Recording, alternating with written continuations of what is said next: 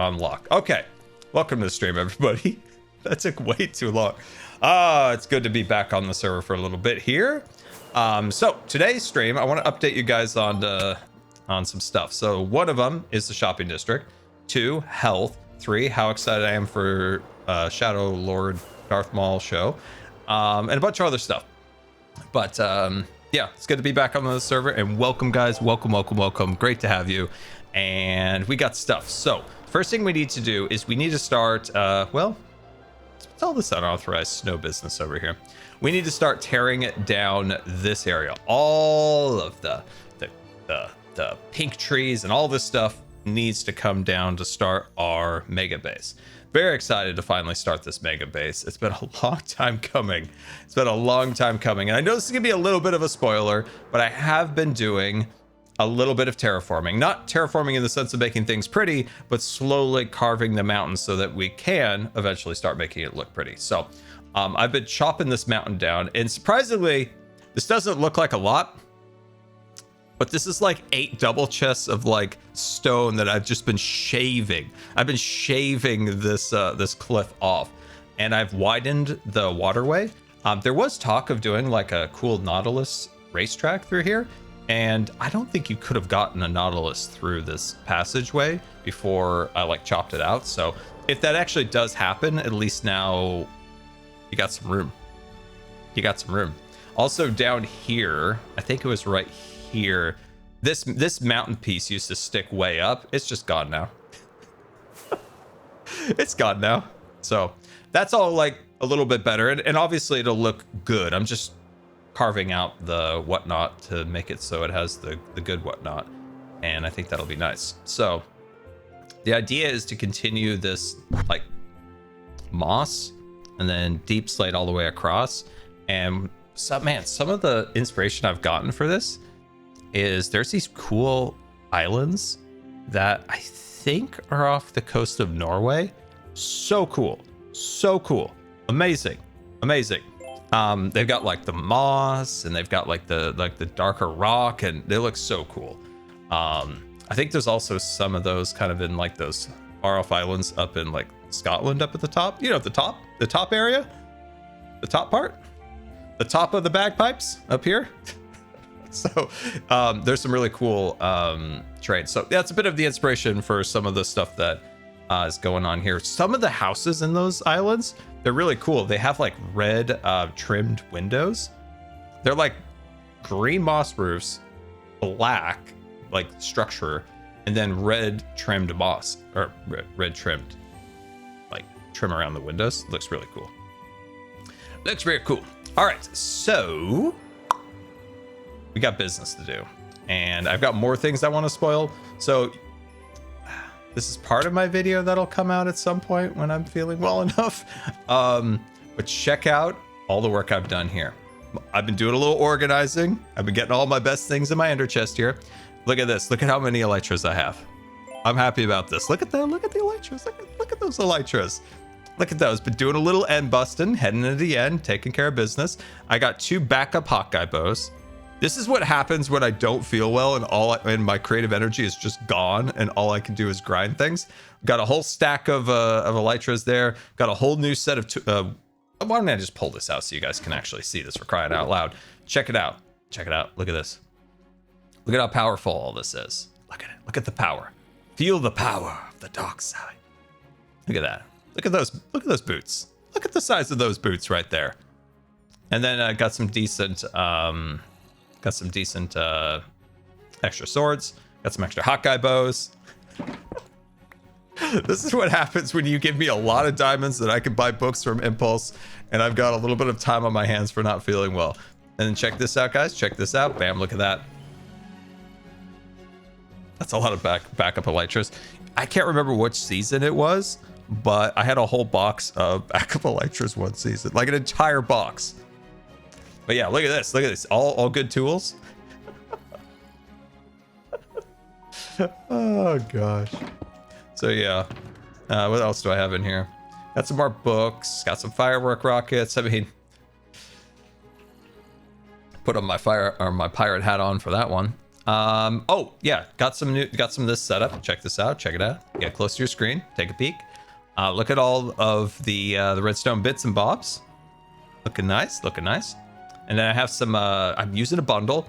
I hope Azuma's proud of me. So inside here, I've got the like the little woohoo thing, and then some of the stuff. So that is good. All right, next box. I actually have an empty slot for this box, and I don't know what to put in here. So if you have an idea, like what am I missing workstation-wise that I would use for decorational detail blocks, let me know. Tell me what I should put in there, because I don't know. I don't know. I don't know. I don't know what to put in. I will not put glazed magenta terracotta block. Everyone knows this is the worst block in the entire game. We all know this. Search your feelings. You know it to be true. So that's all set. So I'm happy with that. What's next? More of that. Oh, got some dies. Got some dies. Check this out. Check all those diamonds out.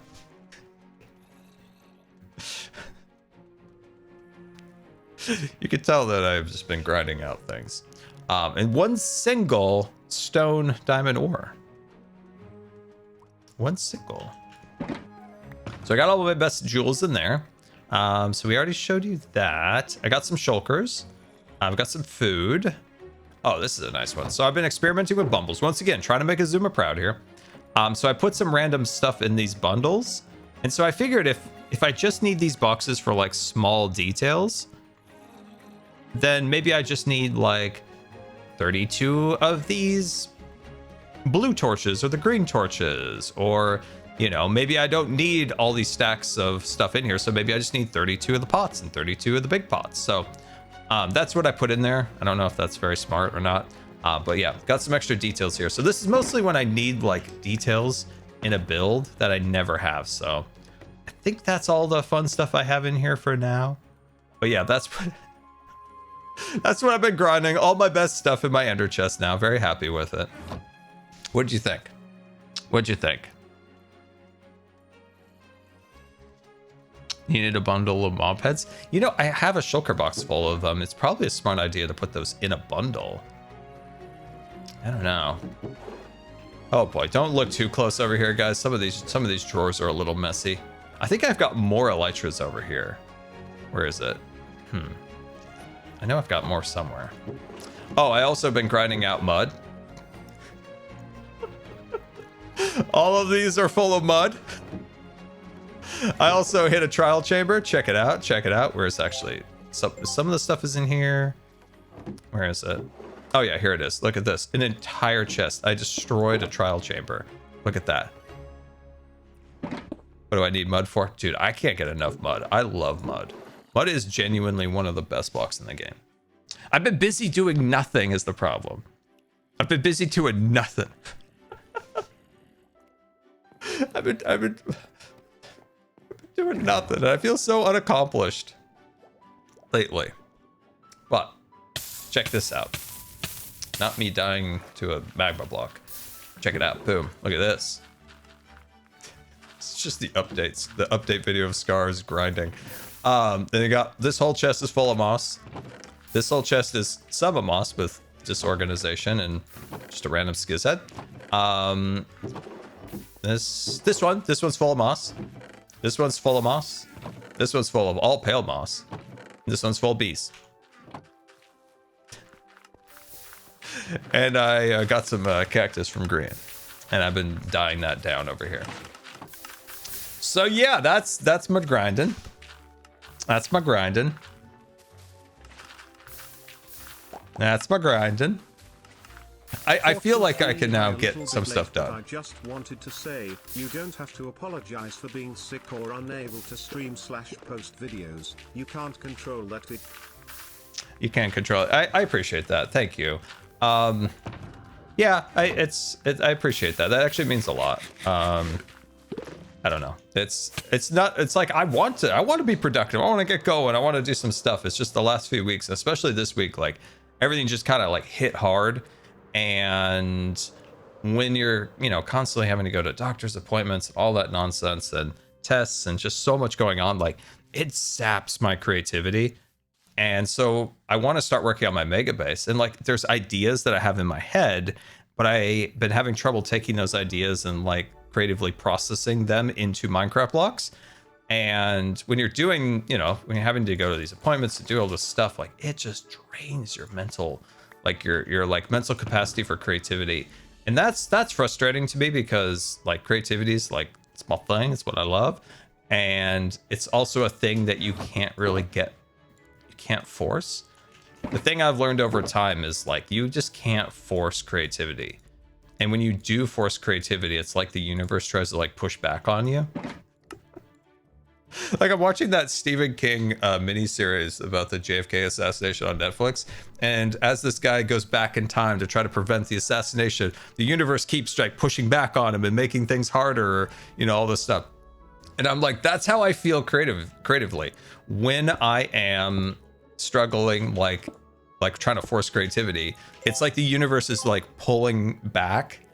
It's like pulling back. It's like, no, it's fighting me. It's like, I don't know. It's an odd phenomenon. I don't know if anyone relates to that or not, but yeah, it's tough.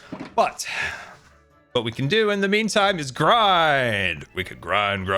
So here we go. What we're going to do is we're going to start tearing down the pink trees. So we'll start with this tree right here. Just kidding. All of these trees across here need to go. And I know you guys. I know you well. I know you better than you guys know yourselves. See, I see it in the chat right now. I see it. You're all up in arms. You got your arms up in arms. You got your arms held in arms. Okay. I knew this was going to happen. Guys. All right. I knew people were going to get mad. That's why I'm making it right with the universe. We have pink trees here, and I built better pink trees over there. And so it's equalization. It's equalization of the universe. The yin yang of the universe here. So if these pink trees disappear, it's okay because there's beautiful pink trees over there. See, it's a nice balance. I'll add more pink trees to the shopping district. I'll add more. Come on, guys, don't hate me. It's like I've committed a Hermitcraft crime, right? A Minecraft crime. Guys, am I committing a Minecraft crime right now? You guys are silly. So the things that I always get people mad at me about is tearing down pink trees. That's one. What is it? Killing a happy gas. That's another one. You can't do that. But man, people had no problem with hamburgers made of dolphin. What's the other one? Is it killing bees? Nah, bees will sting you. They're up to no good. What's the other one that people don't like? Shoot, what is it? It's tear down pink trees. What is the other one? Nah. It's something like, obviously, like there's, oh, don't kill the horse, whatever. You know, there's always that, but there's something just so silly that people get up in arms about. What is it that you remove in Minecraft? What is it? Now, killing pets is normal, right? Like you don't want, well, not normal. You don't go killing the pets. What I mean is like, that's one people get mad about, but it's something like off. It's like off. What is it? I can't remember now. Anyway, we'll add some more pink trees to the shopping district so that it balances out nicely. I've not committed a Minecraft crime.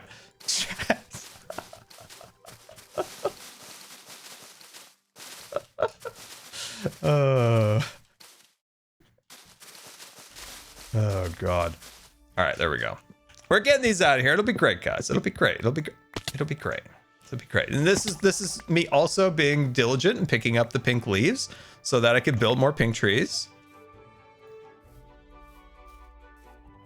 See? That's very nice, very nice. A floating tree. It's I don't know. Those are all the normal ones that people get mad about. Can't remember. What is it? Freed the chickens? Dude, I killed the chickens. Chickens are gone. Chickens are gone, guys. They're gone, gone, gone. All right, so I did update the hermits on the shopping district. So as you know, shopping district fully open. Very excited about that. Finally got it going so that the hermits could build. I made a little video for the hermits actually, explaining the shopping district. I might pull it up and you guys could just watch it. But basically, I just kind of gave them the rundown here. So anywhere there's moss, so in this section right here, so I'm kind of envisioning these to be kind of like Lego modular sets. So there's like small shops connected to each other and in these like sections across here. And then on G Street right here, you can see Skiz and Joe down yonder have started here. So this is a place just to build small shops. So when you're building a shop in here, you can, you know, put like a pop-up right here or build into the facade. Things along those lines that will just make it easy just to throw in a shop or two. I think will be cool. This area will eventually be something pretty cool, but I want to get my mega base going before I start on this project because I have sunk so much time in the shopping district. I do need to work on my base. This section over here is for larger shops. So similar to say Jeb's really cool coral shop right there. So that area is kind of bigger shops and then kind of smaller shops in this zone here. If we head out here to the Rolling Diamond Hills, so this area is for just giant shops, kind of whatever you want, just fill it in around the roads. And I think there's lots of room out here for lots of fun stuff. And then of course, this trail along here will continue down to Ethos and B-dubs, and it'll also branch out and go around the mountain. And we'll slowly work on that over time. Oh my God. Oh my God, what is this? What is this? Unauthorized flower? Get out of here. Get out of there. Get out of there. So yeah, quite happy with this. I think it came out nice. And hermits, as you can see, are finally building stuff, which is cool. Which is cool. All right, let's go sleep real quick. I love my little house here. I love my house. It's so cool. It does have that like Star Wars-y vibe that I was trying to achieve with this. Makes me feel like I'm in a little Star Wars adventure. And by the way, I put Jelly up on the couch. I put Jelly in the couch, but I also feel like I should put Jelly right here because this area is horrifically dangerous at night and I need somebody to watch the door. So I might get another cat to watch the door because I don't want Jelly to be out in the cold. I'll let some other cat do that.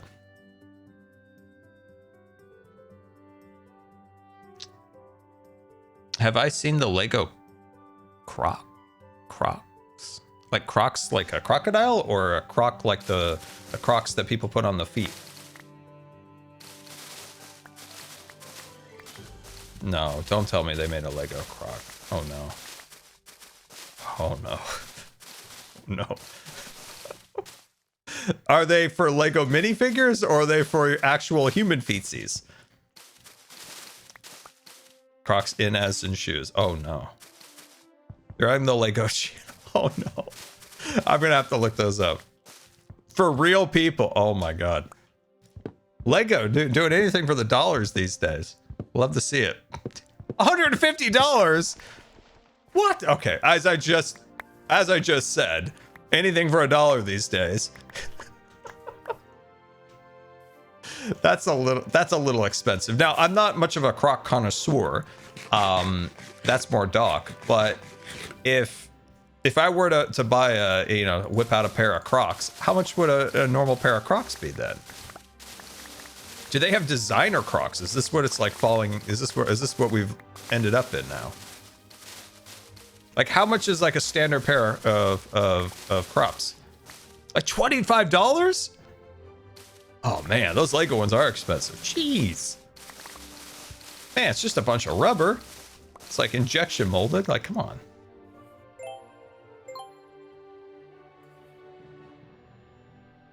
Dang, that's a lot. I don't know if I'll be partaking in the $150 Lego Crocs or not. Actually, this is a good segue. Do I need a new pair of shoes?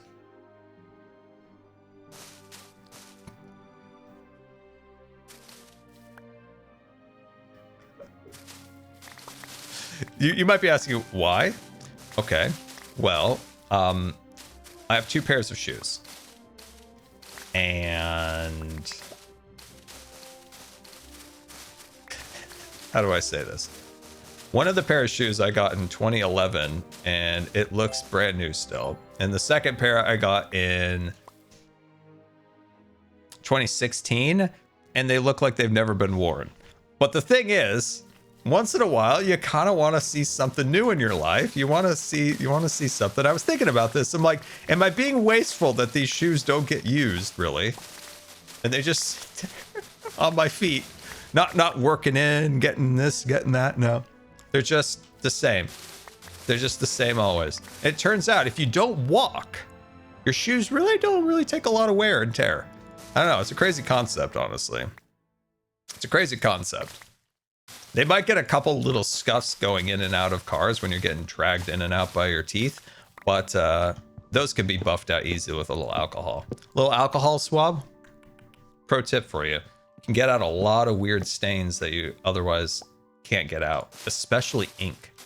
Especially ink. So yeah, I was thinking about the other day. It's like, am I wasteful if I get a new pair of shoes? If the current pairs of shoes I have are perfectly fine, but I've also had them since 2011, the other since 2016. I'm not like a big shoe guy. That's my brother. Vintage Lilies, me and my family say hi from the Star Tours line at Disneyland. Star Tours line? We hope you start feeling better soon. This is Captain Rex from the cockpit. Oh, they got rid of Captain Rex. So sad. Well, have fun at Disneyland. Have a great ride on Star Tours.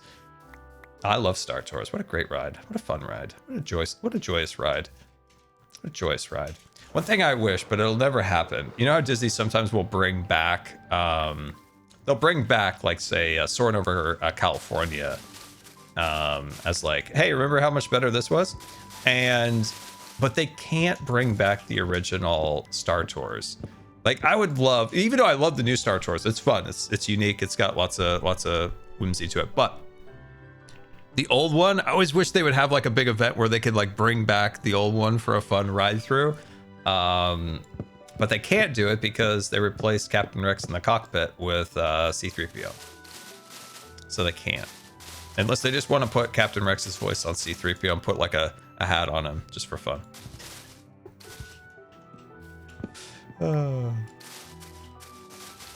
You know the bummer, it's people used to always say like, oh, them wheelchair people, they get to go right to the front of the line.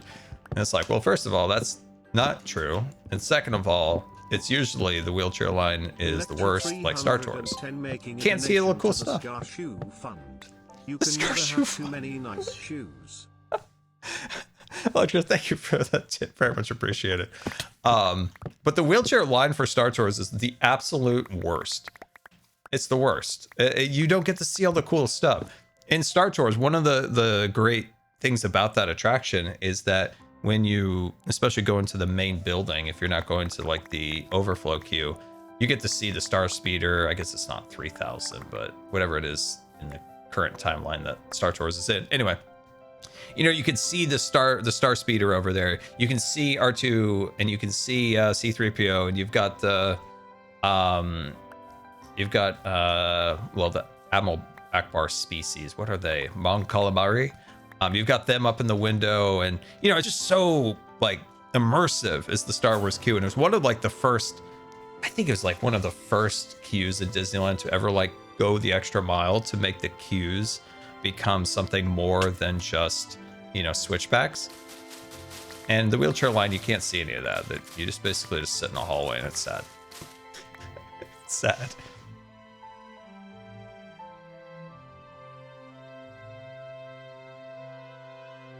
A Pirates of the Caribbean wheelchair entrance sucks. Yeah, it does. It's also just an attraction that's hard on people in wheelchairs. So granted, I have not been to Disneyland in a very long time these days, but back in the day, so this was always a frustrating thing about that.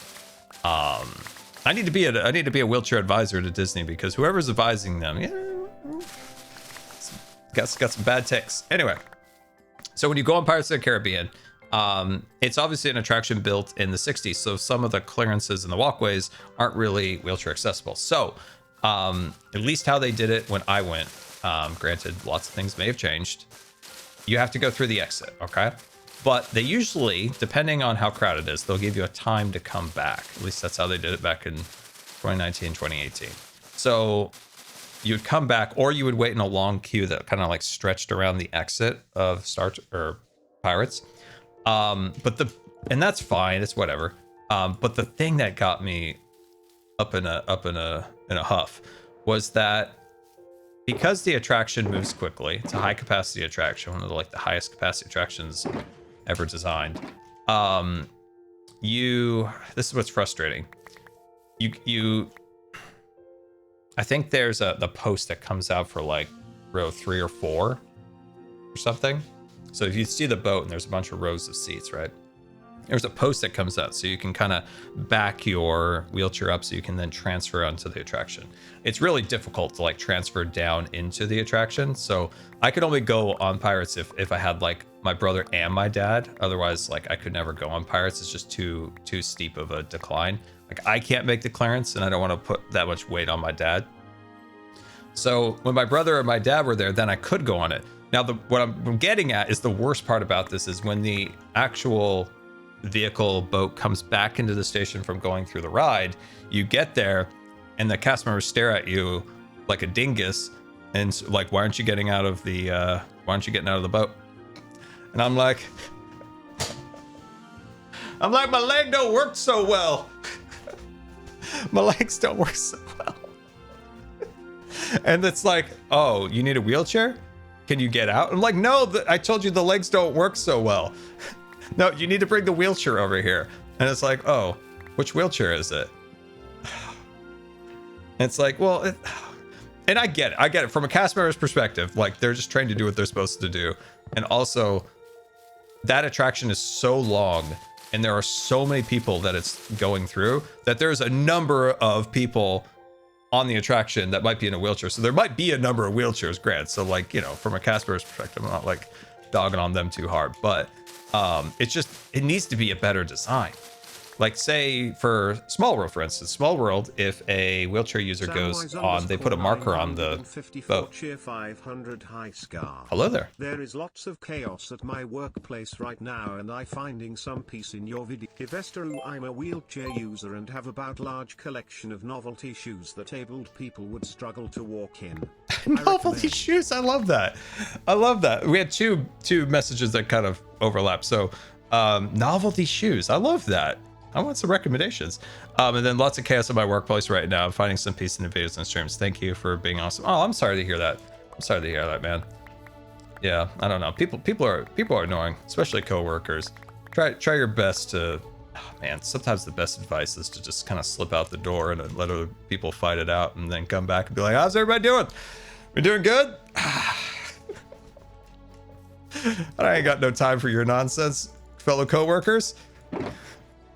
What I was saying for Small World, they put like, granted, this was like 2019. Who knows what they do now? They probably just put wheelchair people in the garbage bin. But somebody's sleeping. Anyway, they would put like this little white reflector thing, and they'd stick it in the front of the boat, and so they knew like, oh, that person is on a wheelchair, this or that. And they were much better at dealing with wheelchairs on Small World than Pirates. Complete disaster. The worst. They could easily redo that and make a proper way for wheelchair people to get in and out of the boat, but they haven't done it. 954 cheer 500 new boss that is interrupting my process for book deliveries. New boss interrupting my book deliveries. Oh, it's just always the bosses. They want to come in there, they want to make their stamp on stuff. They're like, I'm the new boss here, and I'm going to make my stamp here. And this is going to be my way of doing things. The worst. I get it. I'm sorry. I'm sorry to hear that. I'm the boss, and I'm going to change things up. But sir, we don't need to change things up. Everything's working just fine. I need to make my stamp to justify my salary. Sorry, I got weird there. It's like a cat marking its territory. That's funny. Okay. All right, Shadow Lord time, guys. Hop on board here. Shadow Lord time. So I wish we could watch the trailer. Can we watch the trailer? Can we watch the trailer? I don't know. Can we watch the trailer? Maybe. Can we watch it? No, I don't think so. I don't want to get dinged. All right, so Lord Maul. What? Why is this name so hard for me? Shadow Lord Man. Whatever. I give up. Anyway. The Maul. We're gonna call it the Maul Show. Darth Maul Show. There we go. We're gonna call it the Darth Maul Show. Like I said, I was kind of like, I wasn't like wildly excited about it. Watching that trailer got me so excited. So first of all, Star Wars animation's beautiful. They always do a fantastic job at that. So that's just by default. But this is even better. And it has like a unique look to it.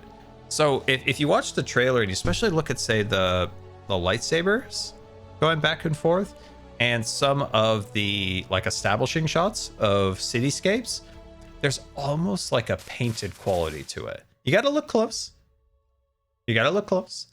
But there's almost this like subtle like paintbrush feel to it. And I'm like, that's nice. I like that. I like that a lot. That looks really cool. And what other things did I like on it? So Darth Maul, he's cool. He's got a funny face. What else? Oh, Imperial Star Destroyer, super cool. But yeah, it looked cool. And I know. I already saw a comment go by. I saw it. But Scar, they have another Jedi that lived Order 69. No, 66. Wait, how have I forgotten the Order 66? What am I thinking? I was like, Route 66? I was like really confused there for a second. I was like, Route 60. Wait, no, that's a highway. Wait, no, wait, what? My brain absolutely fizzled there.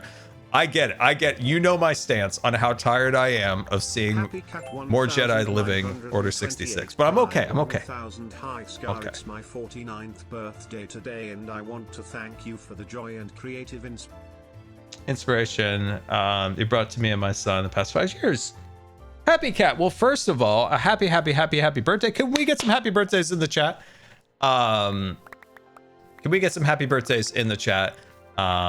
And yeah, thank you for the kind message. I really appreciate that. And I hope you have a wonderful birthday. Say hi to your son for me.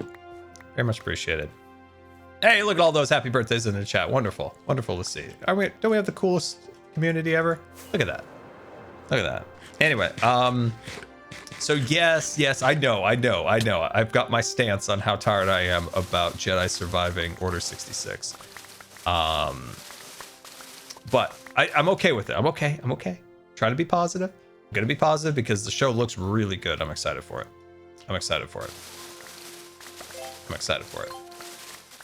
That's another piece of advice that I have for Filoni. Hey, Dave. Not all the Jedi survived Order 66. That's kind of the point, Dave. Hey, Dave.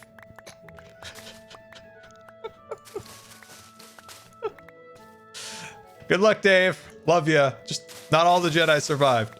That was the point of it. Anyway, love Shadow Maul. Looks really good. Very excited about it. Can't wait. Poor Dave. Dave, I'll be honest, catching some strays lately, and I think they're undeserved. I mean, obviously Twitter is just a cesspool, but man, people out there just hounded my man over there. All I want to give him is good advice. Solid advice.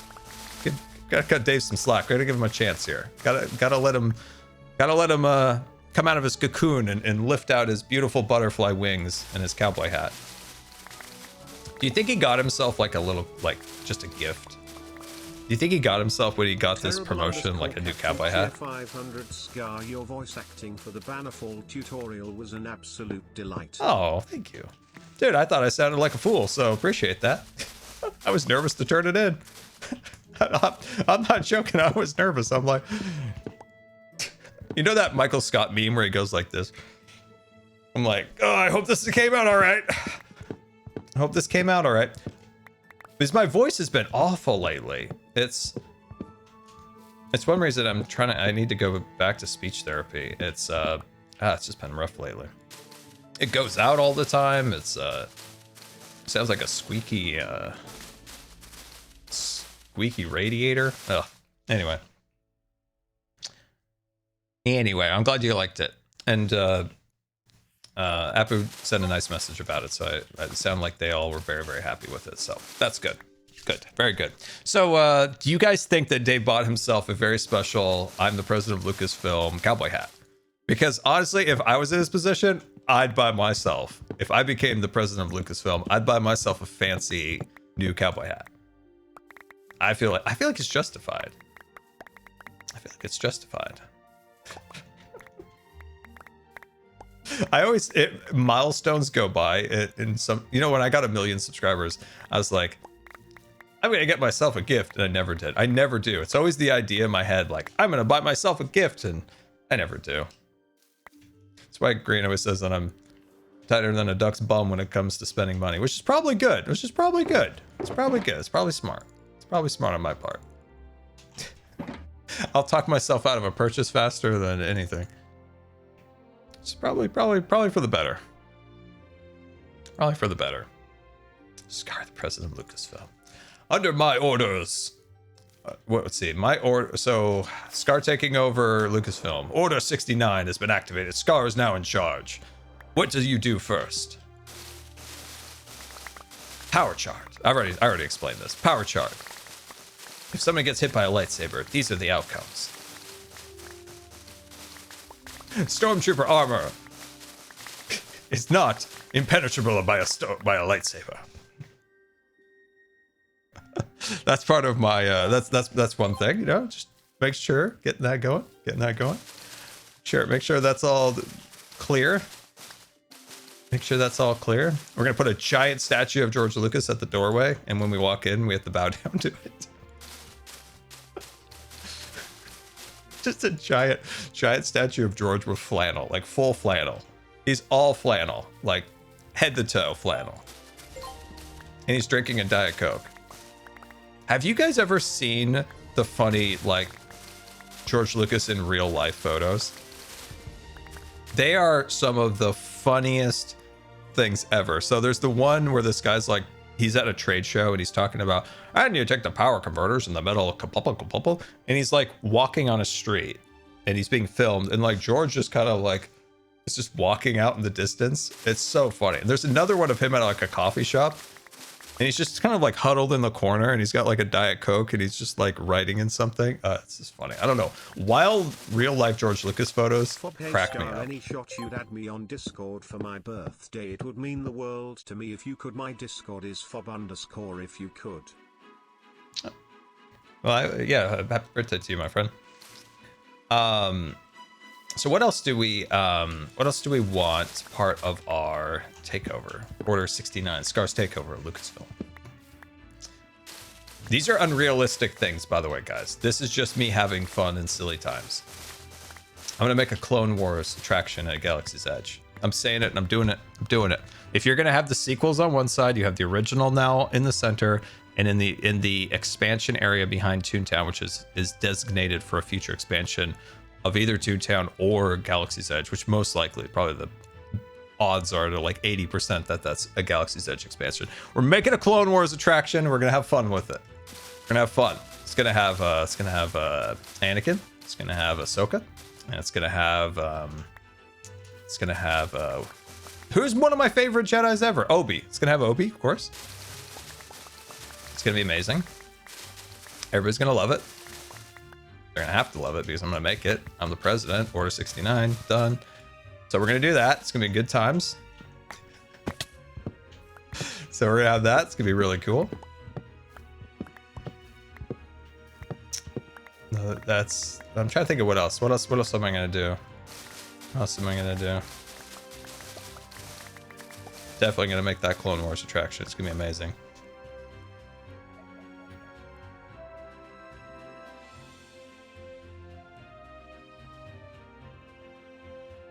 One day there's going to be an Order 66 at Galaxy's Edge, and the kids have to run away. Oh, that's so dark. Oh, that's so dark. Oh, chat. Oh, my God. Oh, God. That's funny.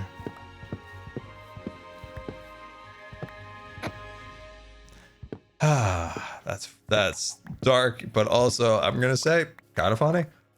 Kind of enjoying it. All the kids have to run. All right, let's see here. We need to get some saplings too. So we'll cut some of these down. So yeah, overall, I'm very excited for the Lord Maul show. After seeing that trailer, it made me quite excited. So I'm looking forward to it.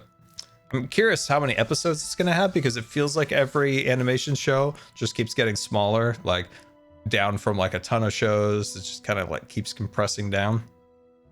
So hopefully we get a good number of them, because it does look good. It does look good. So, all right, there's some saplings. So this is the main area that I'm trying to like clear out. I think what I'm going to try to do to get my head wrapped around my base, and it's what I did with the zoo. And when I was struggling a little bit on how to get started with the zoo, I just focused on the pathways. And once I did have the pathways established, it felt like I could just fill in the blanks. You live from the Pixar Animation Studio cafeteria. Thanks for being a fellow animation buff that keeps inspiring me. Coming live from the Pixar Animation Studio cafeteria. Thanks for being. What? Are you in the Steve Jobs building? Like in the center there? That's so cool. That's so cool. Coolest message of the day. Cool message. Big W at message of the day. Oh, that's awesome. I got to go to Pixar one time. Such an amazing place. Such an amazing place. So many cool people. You know, it's, oh man. There's two people I met there that I was like blown away by who they actually were. They were just like one guy in the gift shop. I didn't have a ton of, like, I didn't have much money, and I was like paying, okay, this is slightly embarrassing. I think I was paying for some things with change, that I was going so deep because I wanted a number of things. I think at some point there, I'd ran out of cash dollars and I was pulling out some quarters, but this was a while ago. I still have my Pixar hat. Where is it? I know where my Pixar hat is. I can't reach it now, but I got a knick-knack, oh my. Just getting a little fill up here. Just getting a little XP fill up. But I met, who was it? It was like the guy who man, I don't want to blank on his name, but I later realized the guy who was in there was like one of the famous Pixar guys. He, oh man, what was his name? Oh, I forgot his name, sadly, off the top of my head. Thank you, XP. Thank you. Appreciate it. Oh yeah, XP did. He filled my entire hoe up. My hoe appreciates you. That sounded weird.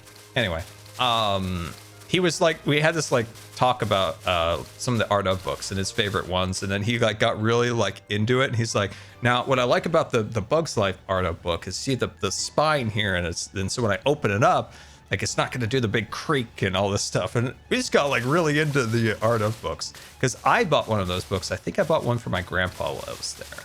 I think we bought one for my grandpa. And I bought my brother. I don't know if he still has it, but it was a Wally igloo cooler. It was so cool. I don't know if he has that. If he got rid of that, I will legitimately kick him somewhere, because that was really unique. So yeah, so many cool things. I think I also met the director of which short was that? Just by happenstance. What is that? It was the Pixar short. What was the name of the short? It's like on the tip of my tongue. Man, my memory is about 0% right now. I don't think it was from the first collection. It was from the second collection. Ah, Presto. Was it Presto? Maybe it was Presto. Was it Presto? No. Because, shoot, what one was it? Was it Presto?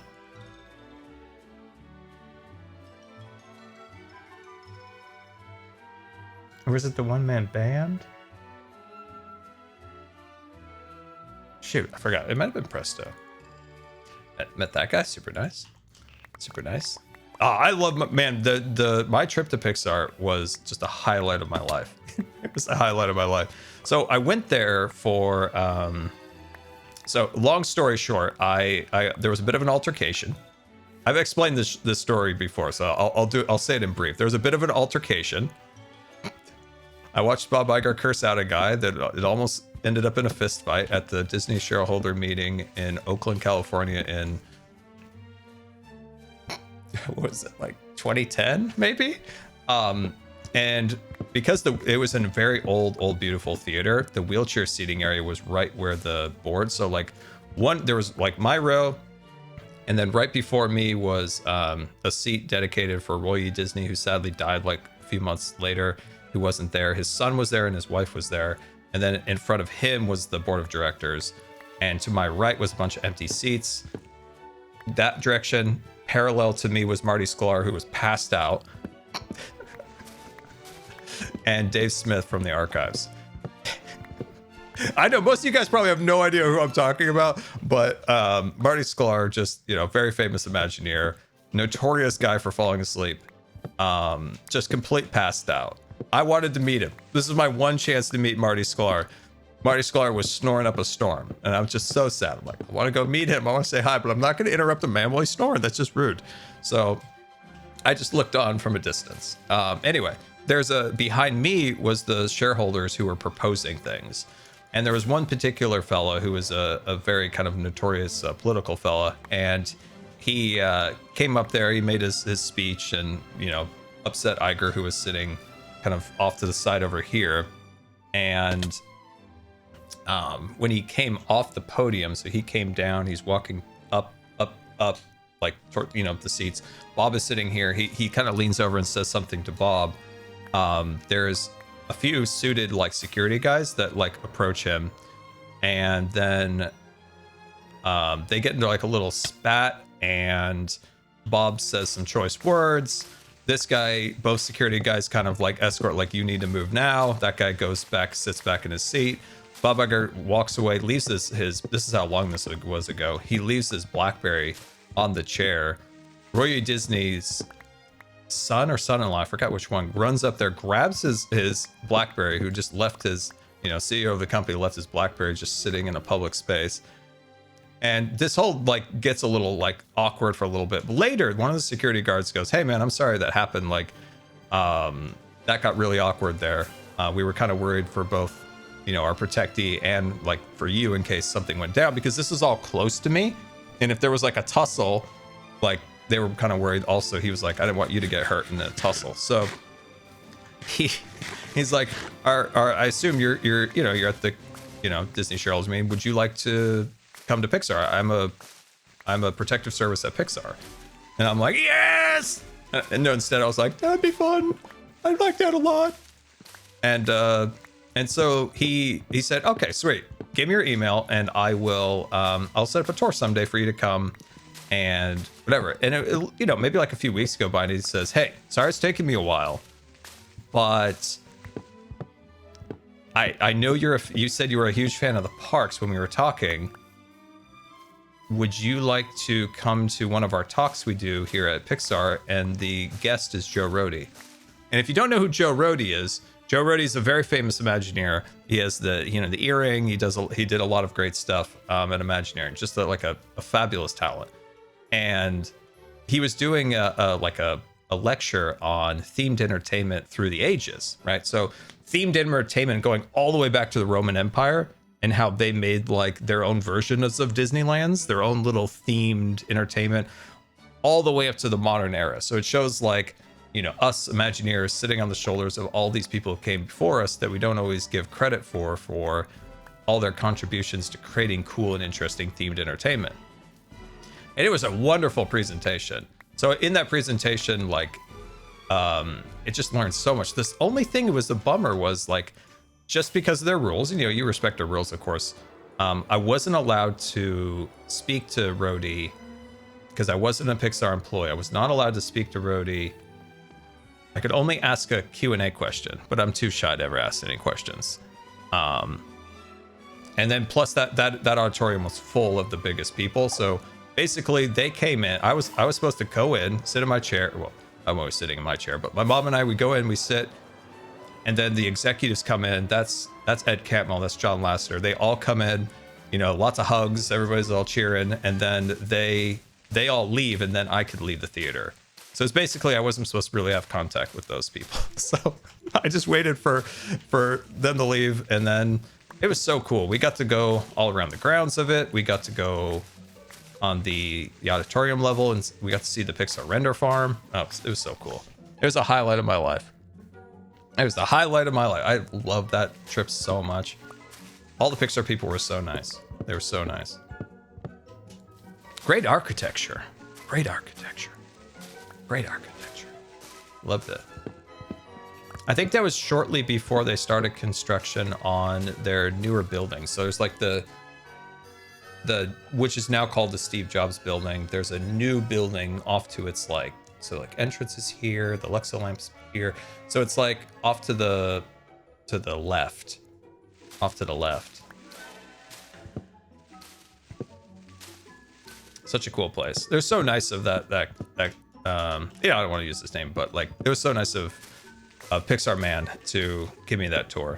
Because it was the production was, I think, if I'm not mistaken, I might be wrong with this, but I think it was Up's production was ending and Toy Story 3's production was going into its like final run. Like it's like maybe they were up next for release. It was somewhere in that timeline. So the artwork was starting to switch from Up to Toy Story 3, but more of the artwork was Up. It was cool. That was a long time ago. That's such a memorable moment. Just getting to see Bob Iger, you know, curse out this guy. You know what? I remember now. I remember why. This is why things got tense.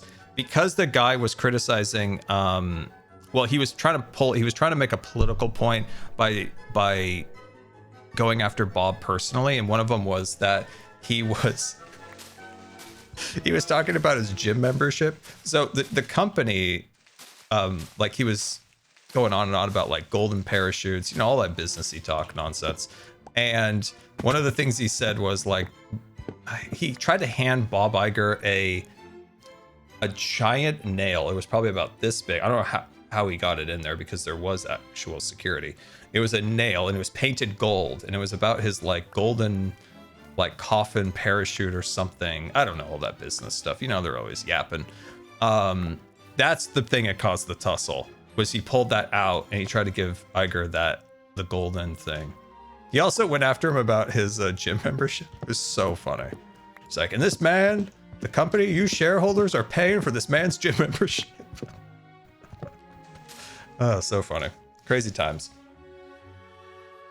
I forgot that Toy Story 3 didn't come out 5 years. Wait, Toy Story 3 came out more than 5 years ago. Toy Story 3 came out. This is not a good guy. He may have been going after some of the like Iger's excess, but he was not a good guy. Like his motives weren't pure. They were a very not great political persuasion. So no, like he was not a good guy. He was just kind of using that as an attack vector. But no, not a good guy. Not a good guy at all. They're saying we're old, boss.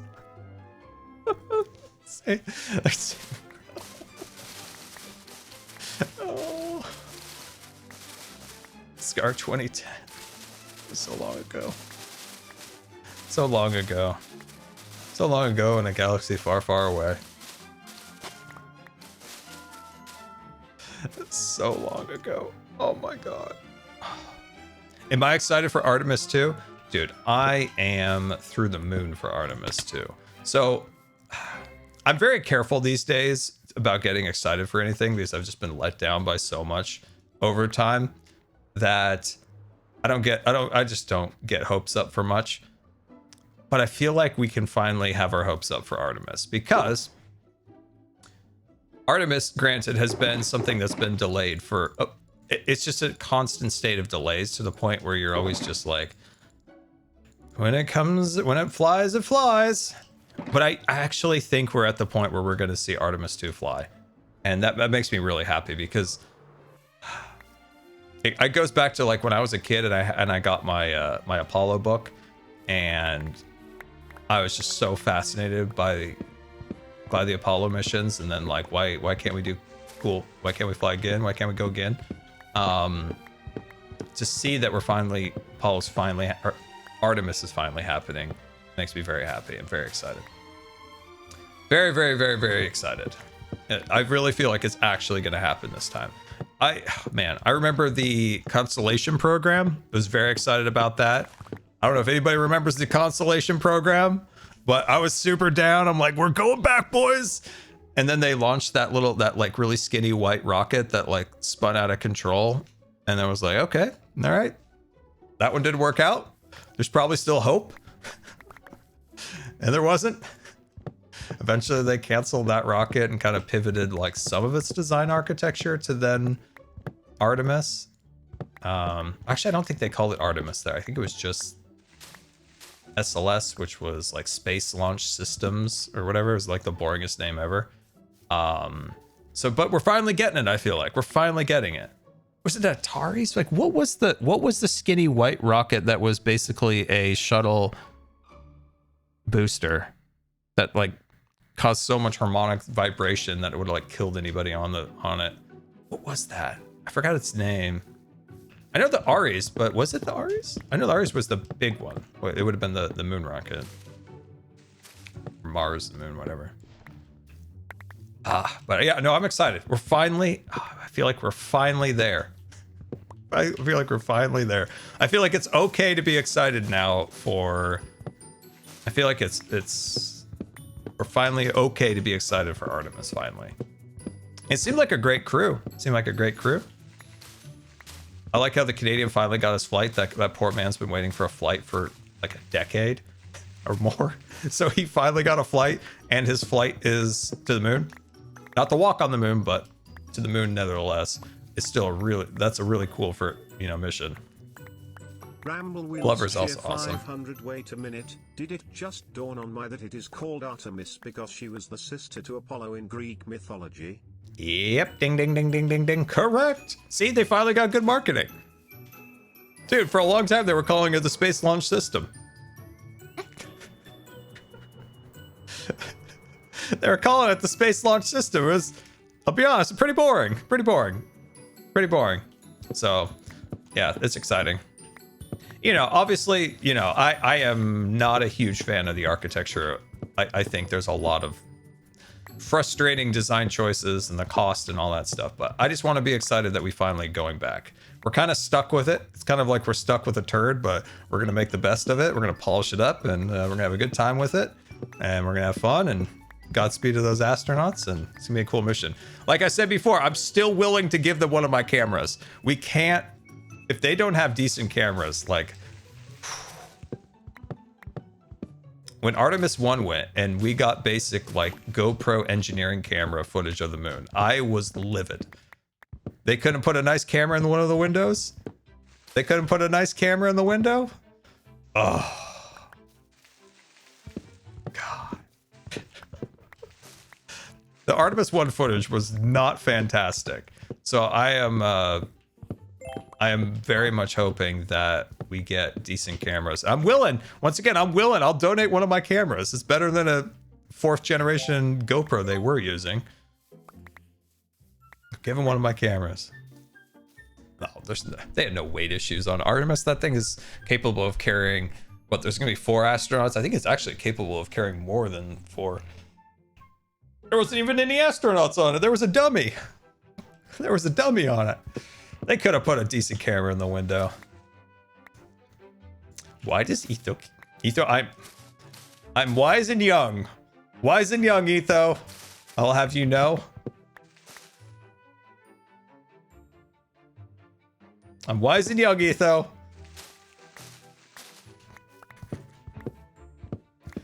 I don't know when the mission is. I think they have a couple windows over the course of the next like 2 months. I think the first one opens in early February, so coming up quick. I think one of the windows is on the Super Bowl, which this is my Super Bowl. I don't really get much into the football and the sports ball, but Artemis launch, that's my that's my Super Bowl. I am young and wise, chat, and you'll you'll remember that.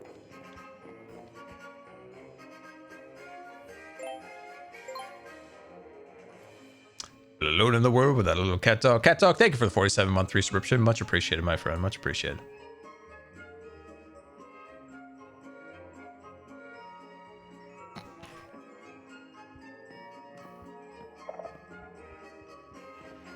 Wise and young, they call me.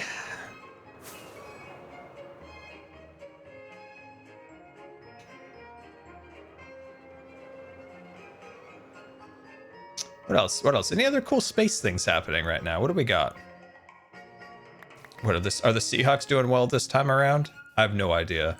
All I know is when the Seahawks do well in the state of Washington, because every Seahawks fan is a bandwagoner, they'll all go out there, they'll all put that flag up on their house, that, like, I don't know, player 13 or whatever it is, like, we're also a player.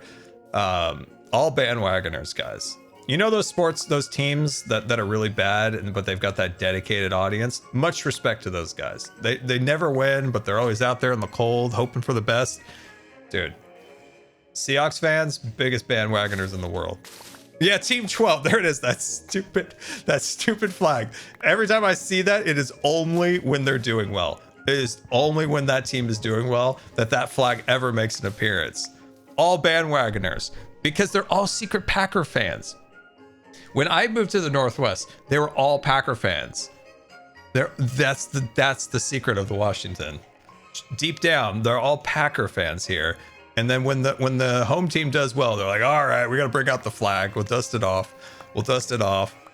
That's my extent of knowledge of football. That we like fully extinguished any knowledge I have of football.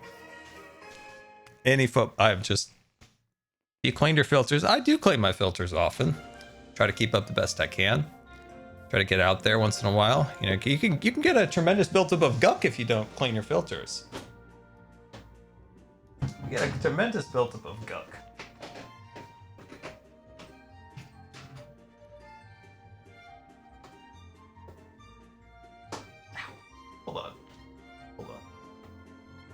Hold on. I really think my HEPA filter is probably getting a little dirty. What do you guys think? Because that's the one side. Look, I feel like we're gonna get a little dirty here. Might need to get a nice change out on that, guys. I think we might need a change out on that. Oh, geez, everything's falling apart. Just 90% cat hair. Okay, here's a question, actually, for real. Should a HEPA filter be changed after about 3 years? What do you think? Or do I have another year or so in it? For real. For real, I have no idea.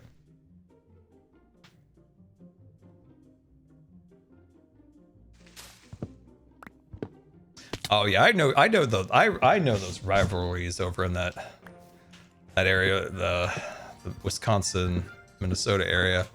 You got your Viking fellas and you got your Packer fellas. When I was at Mayo for that chunk of time of my life, yeah, so there's a little rivalry going on with nurses and doctors who are on either side of that fence.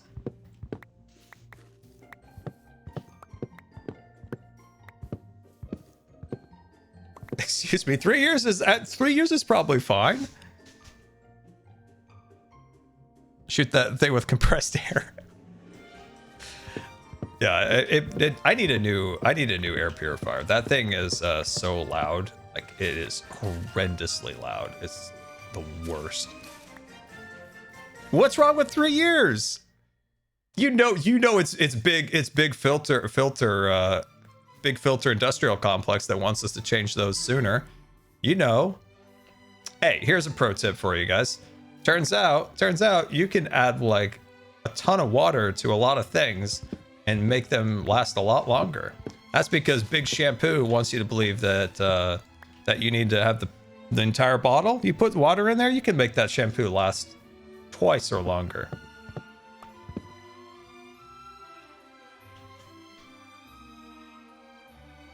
Big brain.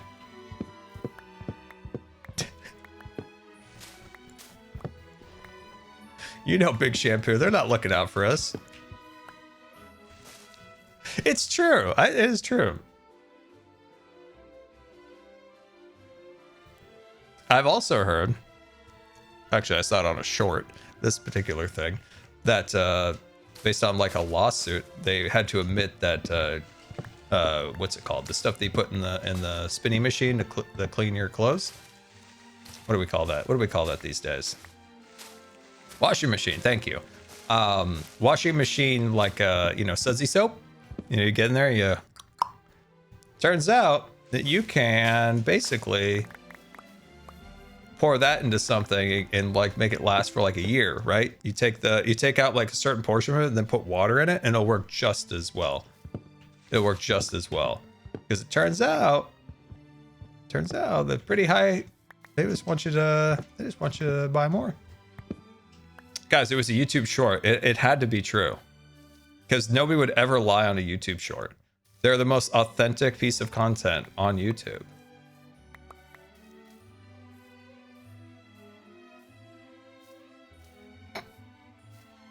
But no, for realsy, if your shampoo's getting down about halfway, fill up with water. I just saved you money, and it'll work just as good. Honestly, might have worked a little better. That water gets in there, starts doing some science, and boom, you just saved a bunch of money. You're welcome.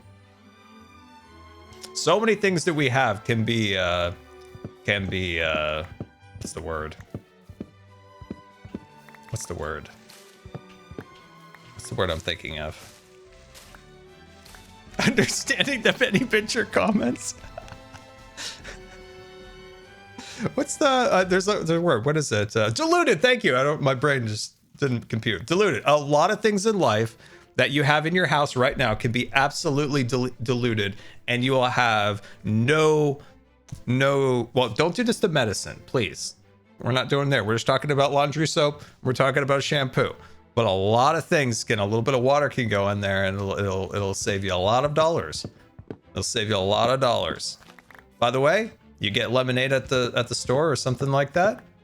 Fill it up with water. You're gonna still enjoy your lemonade, and it's gonna still taste somewhat the same, and you're gonna make that last twice as long. That's a savings. That's a savings. Next episode is Extreme Cheapskates. Oh, that's funny.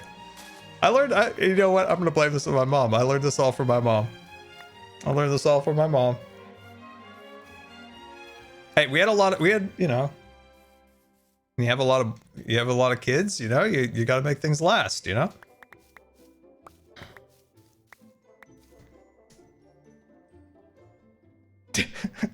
Extreme cheapskates.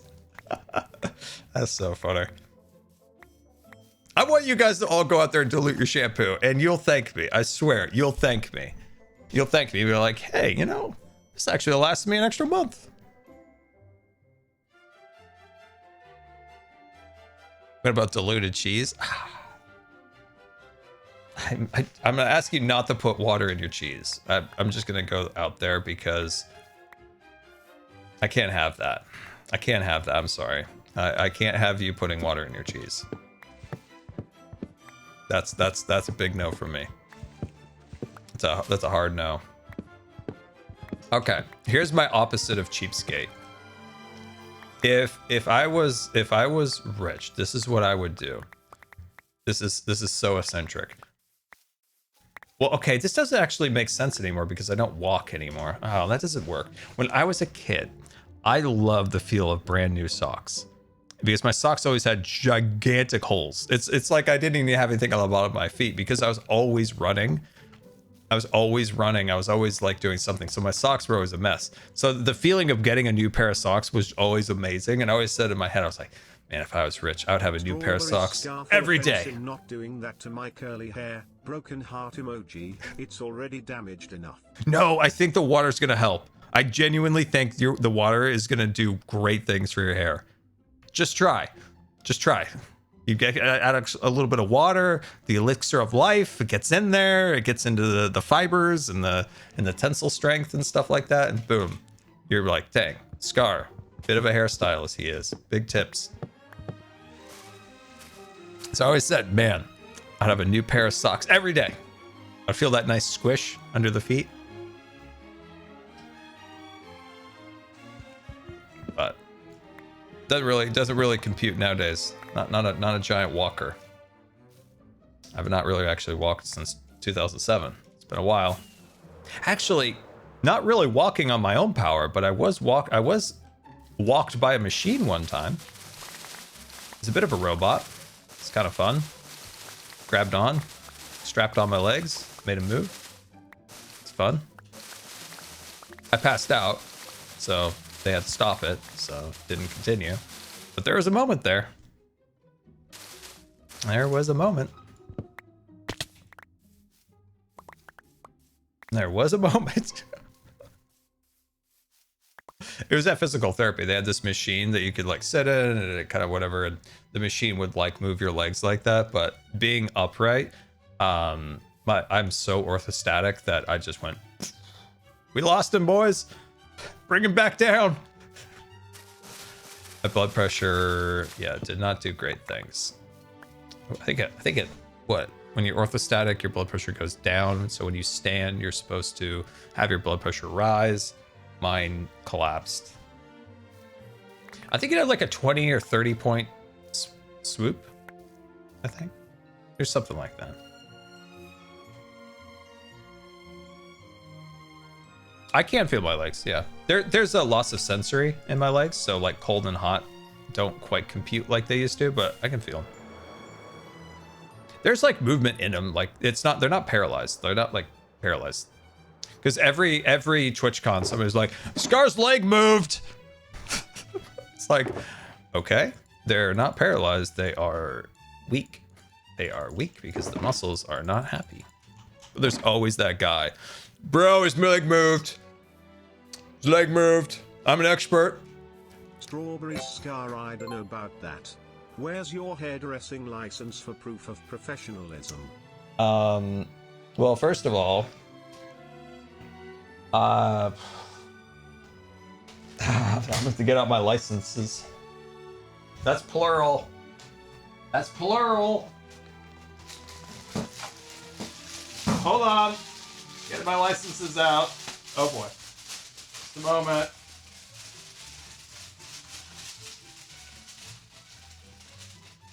Just a minute. Just a second. Just give me a minute. Be with you in a moment. Just a moment. Oh boy. We really use a clean up in my room. My room's going to be a bit of a pigsty. Okay. All right. I keep my licenses in my scroll. And I'm just going to pop that out. There you are. Let's see. Hairdresser. Wow, I'm left-handing it. Let's see. Hairdresser. Certified Star Wars expert. Hawkeye. License to kill. Ah, here it is. Hairdresser. Wonderful. Expert of all things fashion and hairdressing. Licensed by the Queen. What Queen? I don't know, but it was a Queen. Yeah, there's a seal. Yep. So that's, oh, wait, one more. License to save people money too. That's also a license I have, 100% certified. Yeah, by a queen. Who knows what queen it was? For all I know, it was the queen of Minecraft.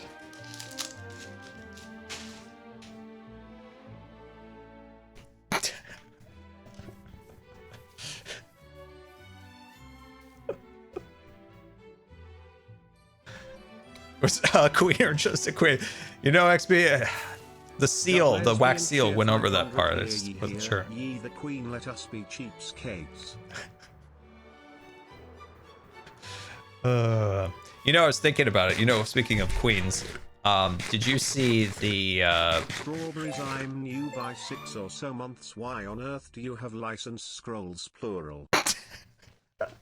Well, got a lot. Quite honestly, the amount of stuff over here, guys, I need somebody to help me clean. Okay, so I've got Peg Leg Pete. Medical device. Measuring tape. Okay. Ow! The heck? Dude, do you guys get hurt with measuring tape all the time? I swear, I have had so many injuries over these things. It's insane. Let's see. Albuterol. Levbuterol. Some kind of music-y thing. This stupid thing. God, where are we gonna put this stupid thing? I should just throw it outside. What else do we got? Oh, I got all my sunflowers for my farm. Got all my sunflower packets.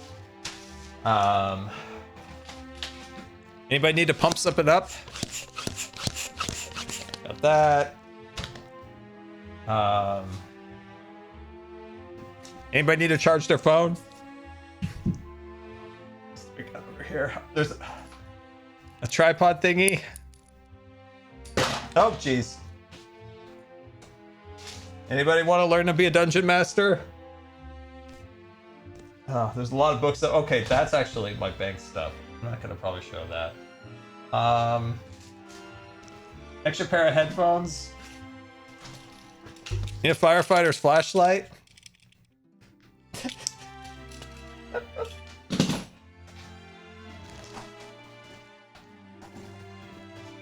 Do we need a? Do you want another flashlight? Did anybody need a flashlight? Okay. Hold on. Okay, well, that fell on the floor. You guys need another flashlight? Anybody? Anybody need another flashlight? There's like 4 more flashlights over there. I just can't reach them. What else do we have over here? All sorts of stuff. Anybody need some hand sanitizer? There's still more stuff over here, guys. I really could use a clean in my room. Could really use a good clean. This is all the stuff piled up on my desk right now. This is all the stuff that I could reach that isn't like hard to like pick up. There's more. There's more. Granted, this is all in a pile too. Also, Hawkeye pin. Those will be shipping soon. The hand sanitizer is a must, I'll be honest.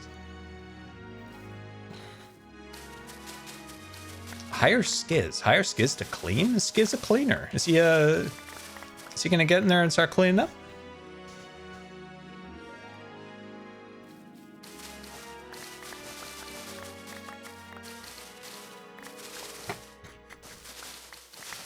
I got a lot of flashlights. Probably got another 4 more over there. Just can't quite reach them. Here, I'll pick up. I know, here's one. There's actually one on the floor I can reach. Hold on.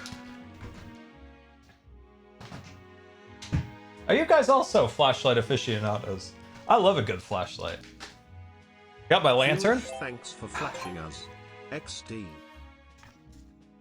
Got my. Oh my god, that's bright. Oh jeez. Oh my god, stop. It's so bright. I forgot how bright that was. Got my lantern. Oh my god, I see spots. Oh, I see spots. Oh, I see spots. Oh god. Oh jeez. I forgot. I thought the first one was bright, and the second one was even brighter, and that third one was like blinding. Oh my god, the thing's like 1,000 lumens in my face. Oh. Oh.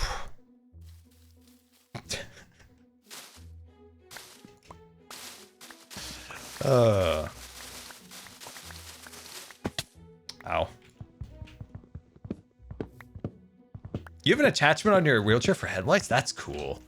I don't have an attachment. I want an attachment. That's cool.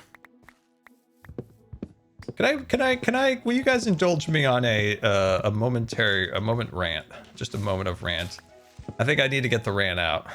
I need a moment of rant, please. We all allow.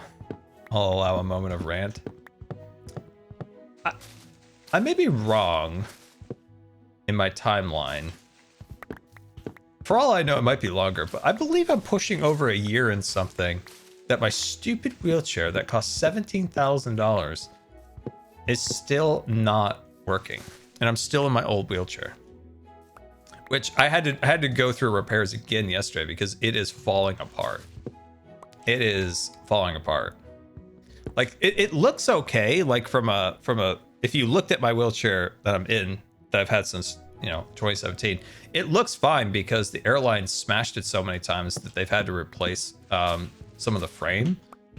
So the frames doesn't look like it's 17, like 7 or 8 years old.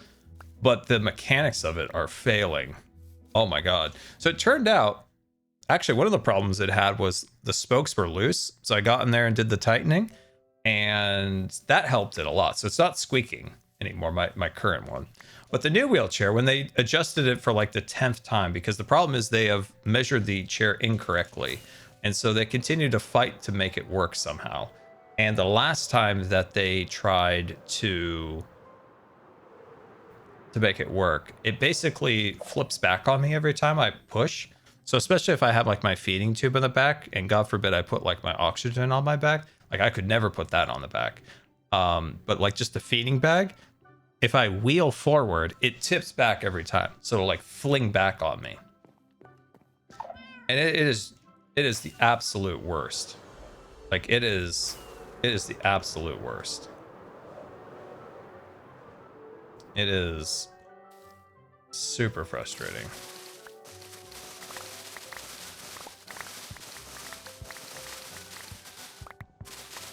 You need a wheelchair guy.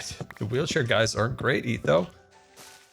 And they come over here and they just give you sad stories about how this and that and the government and the corporation and the venture capital. It's just like, I don't want to hear it. I just want my wheelchair to be fixed. I don't want to hear anything other than it's fixed. Every time one of those guys come over, they want to give you a whole rundown of the whole industry. And I'm like, I don't need to know about the industry. I just need the chair that was measured wrong fixed. I just need it fixed. And yeah, it's just frustrating. There's my rant. That's my rant. It's not much. It's just, I'm tired of my brand new chair never being able to be used. It's frustrating. They measured it completely wrong.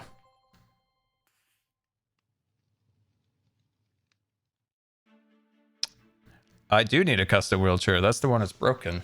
That's why it costs $17,500. Oh god. Jade Kristen, hi smile. I'm sorry you're not feeling well today.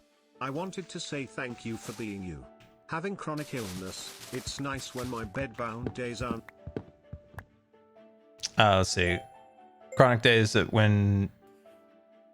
Oh yeah, I gotcha, my friend. It's yeah, I wish you the best too. And yeah, there's always these days, like especially when you have a chronic illness, there's just those weeks, months, sometimes it's longer, could be days, could be a day, could be a week, could be a month, could be a period of time. You just kind of go, it's just frustrating.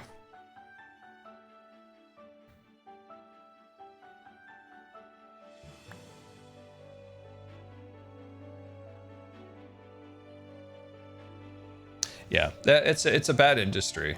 It just is. Like it's not to say that the people are bad. That's why I always want to emphasize. Like there's two, it's not that the people are bad.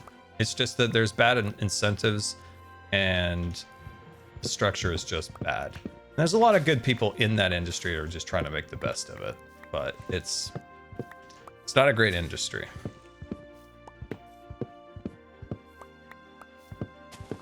It's not great. It's like one thing, you wish you could have some level of power to help fix, but it's like, I mean, there is somebody. I mean, Zach with JerryRigEverything. Like, look at what he's created.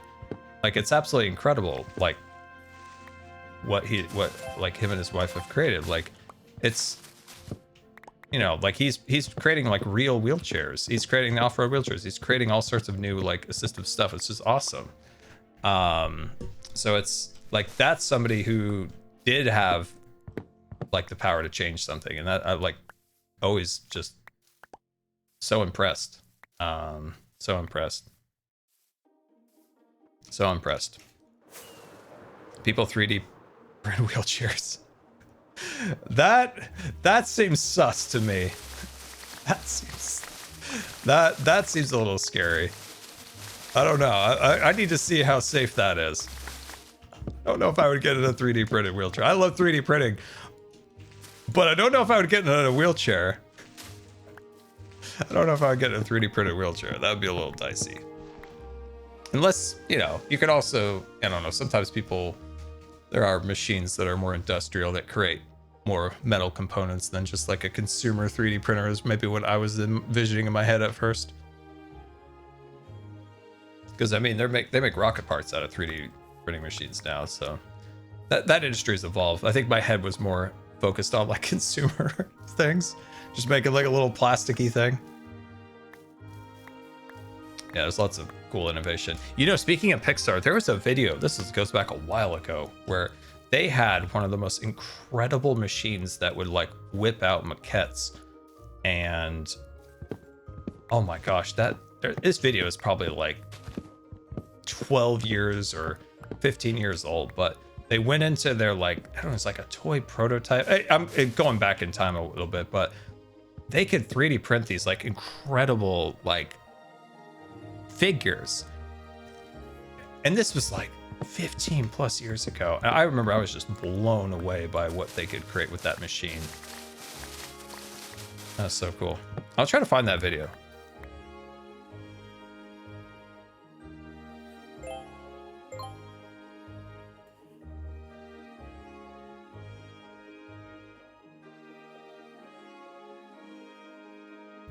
Yeah, I mean, I'm like struggling to remember where I could find that video because it was so cool. And obviously I'm not an expert by any means, or know barely anything about like CNC machines or 3D printers or whatever, but whatever that machine was at Pixar that could make little maquette figures was so cool. I was like, man, I want one of those. I think I looked it up. I think it was just a cool like $50,000 or $80,000, not a lot of money, you know? You know, put some water in your shampoo, you'll be able to save for it. spend a little bit of you know, a little bit of water in your shampoo, you'll be all good. You'll get there. Something like 3 wheelchairs. Yeah, exactly. Something like 3 wheelchairs. Oh God. Yeah, I've always wanted to learn some 3D printing stuff. It always was like, it's like magic to me. It reminds me of a Star Trek replicator. Obviously, it's a lot more work than a replicator, but you know, it's just the idea of like envisioning something, modeling it, and then be able to like learn how to, you know, work with all the filaments and all that different stuff. It always was very fascinating to me. I've never had the time and energy to like actually learn it, but I'm always impressed by what people can make. Especially like you go in there, you model out what you want, you figure out all the dimensions, you trial and error it. It's always was cool to me.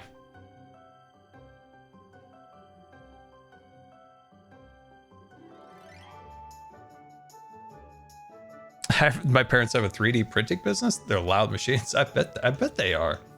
I bet they are. All that moving around, all that craziness. Yeah, it always looked fun. We've got a lot of really talented 3D modelers in the community, which is cool. We've got a lot of them that like can do some really cool stuff with 3D modeling.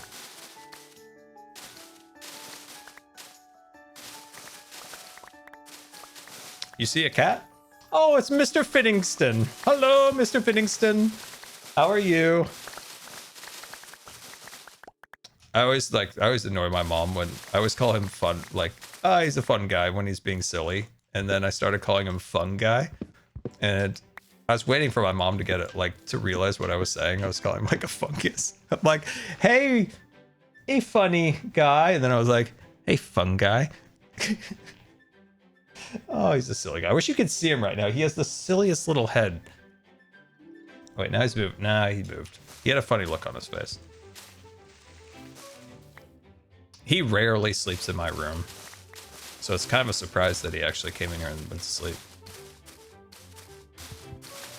He's gotten this new kick where once he eats breakfast, he comes into my room and sleeps for like 3 hours now. And he's been doing it for about 4 days straight. So his like new little spot now is once he finishes eating, he comes in here and then takes about a 3-hour nap.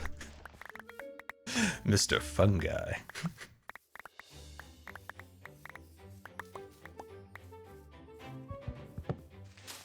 His name is Mr. Fun Guy. He's a silly guy.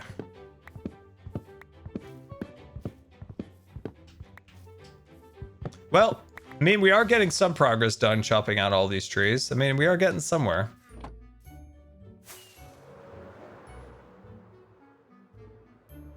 Did I ever clear the copper golems in my base? Yes, and I'm passing that prank on. Not gonna say who. Not gonna say who's gonna get the copper golems in their base. But somebody's gonna get the copper golems. And it's just, maybe that video was supposed to be out 2 weeks ago, but, you know, we'll get there. We'll get there.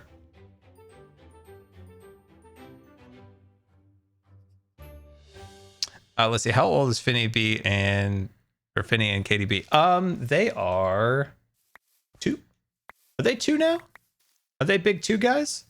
I think they're 2 now. I think they're 2. I think they're 2. Pretty sure. Pretty sure. Definitely mildly sure that they're 2. Yeah, I know, 2 is... They're big guys now. I mean, when they do their like play fighting, it's not like silly times anymore. It's like, oh my god, guys, like don't body slam each other. Like it's scary. It's scary. Like Katie's obviously a lot smaller than Finny. Finny's he's a you know, big fella. But Katie will just get in there and body slam the dude. And it's like, whoa, Katie. Just wow, I didn't know you had it in you. Just straight up WWE body slam.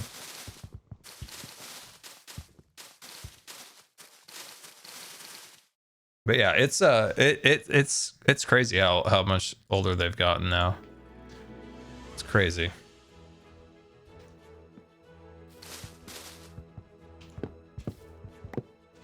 They're so different too. Like their personalities are so wildly different. Like Katie beats to her own drum. She is so, I don't know. She's just like a slight, I don't know. It's hard to say. Like Finny he kind of follows a lot of like traditional cat, this, that, and the other thing. Katie's a little different. She kind of beats to her own drum. She's got her own unique little meow. She does her own little way that she likes to sleep. She also likes to sleep with her like belly like straight up in the air to keep things cool. You know, don't want to get too hot while you're asleep. She just does a lot of stuff that's just very silly Katie.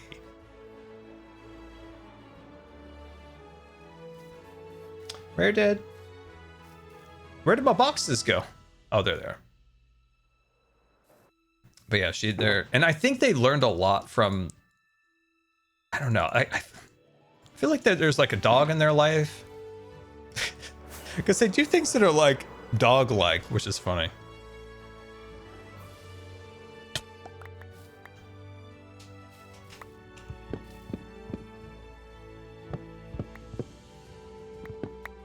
All right, this is a big chunk of trees that are now disappearing. So when it comes to my base, I said this before, but oh, hello there. Jesus, my son has a feeding tube, and hearing that you also have one has encouraged me and my wife so much. Thanks for being you.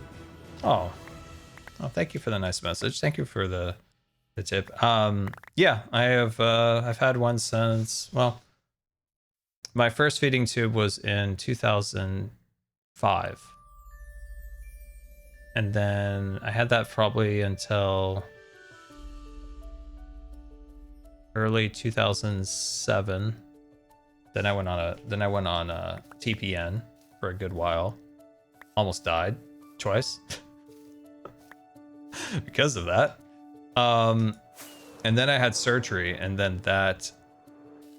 Well, actually, that was the second time I was on TPN that happened. The first time I was on TPN, I thought TPN was like the greatest thing of all time because I had no complications the first time I was on it, and it was like, dude, this is the best I've ever felt.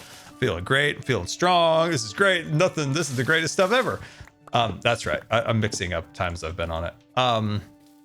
Dude, when you go back that many years, I'm not old, but when you go back that long, sometimes you mix up things because not that it's a long time or anything. I'm not old. But yeah, I used to be an NJ, so it was like through the nose. And then I had surgery and had one placed in my stomach. That didn't work, so they had to create a GJ tube. So basically they fed a tube through the stomach tube into the jejunum, but then that failed and tied itself into a knot. And then they're like, well, now we have to do a surgical J tube. So I have both a G and a J tube. So I've had a lot of different tubes in my time. I've been through a good number of. I think every feeding tube option I have explored. I think I've explored everything. I'm not 40 years old. Not close. And you don't start anything, Etho. I bet you're over there giggling.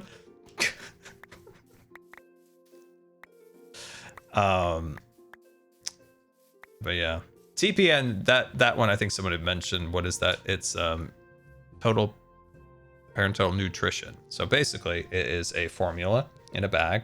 Actually, well, I guess you mix it together. So you take like the fluid and the lipids, and you mix it and you go woo. Actually, had it two different ways, but anyway. Millie Goose, good afternoon. I have an EMG for the first time next month, and I'm a bit nervous.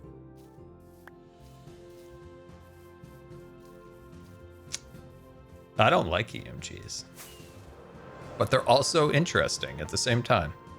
So if you know, it's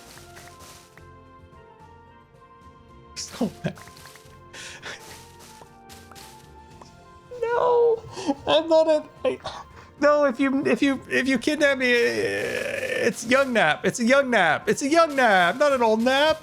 It's a young nap. God. It's a young nap. It's a spry nap. It's not an elder nap. Oh. How dare you? How dare you?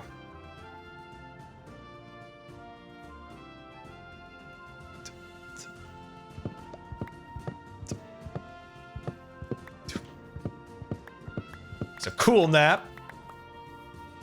He's a cool guy. Anyway, EMGs. Wait, I might be mixing up my neurology stuff because I try to block out neurology stuff because I hate neurology so much. Is EMG? Wait, I'm blocking it. I'm blanking out. So is EMG the one where they put the electrodes on your brain, or is it EMG the one where they take the needle and they put it into the nerve and test its? Oh, is it it's the needle one? Okay, it's the needle one. Okay, gotcha. It's the needle one. Okay. I hate neurology so much that I try to block it out because I hate them so much. I don't know if I told you guys how much I hate neurology. I don't like them. I don't like their clicky shoes. I don't like their snobbery. I don't like their clicky shoes. I don't like their snobbery. They're all the worst. I do not like neurologists. I can't be so like, oh, I don't like, I've had neurologists that were good, but sadly the vast majority of them I've had were not good doctors. There's a few good ones. I can think of three out of probably the 20 of them I've had.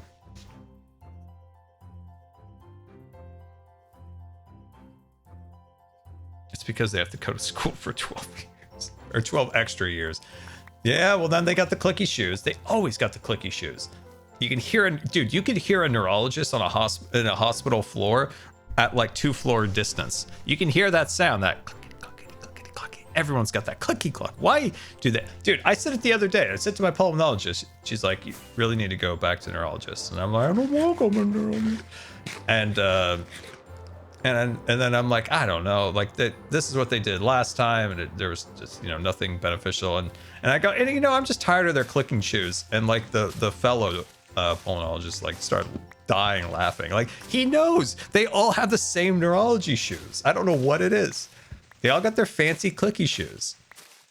And there was one particular neurologist, like, especially when I was at a children's hospital, that floor I think was linoleum, so it really made that sound, and you could hear them enter the unit, and you could hear that click clock. I'm like, oh, they're coming.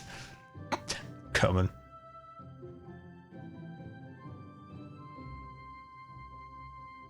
I can hear them coming.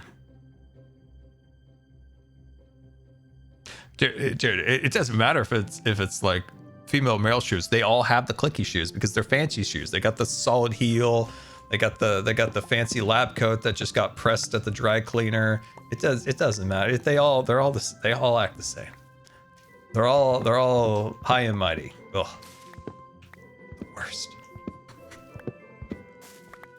The worst.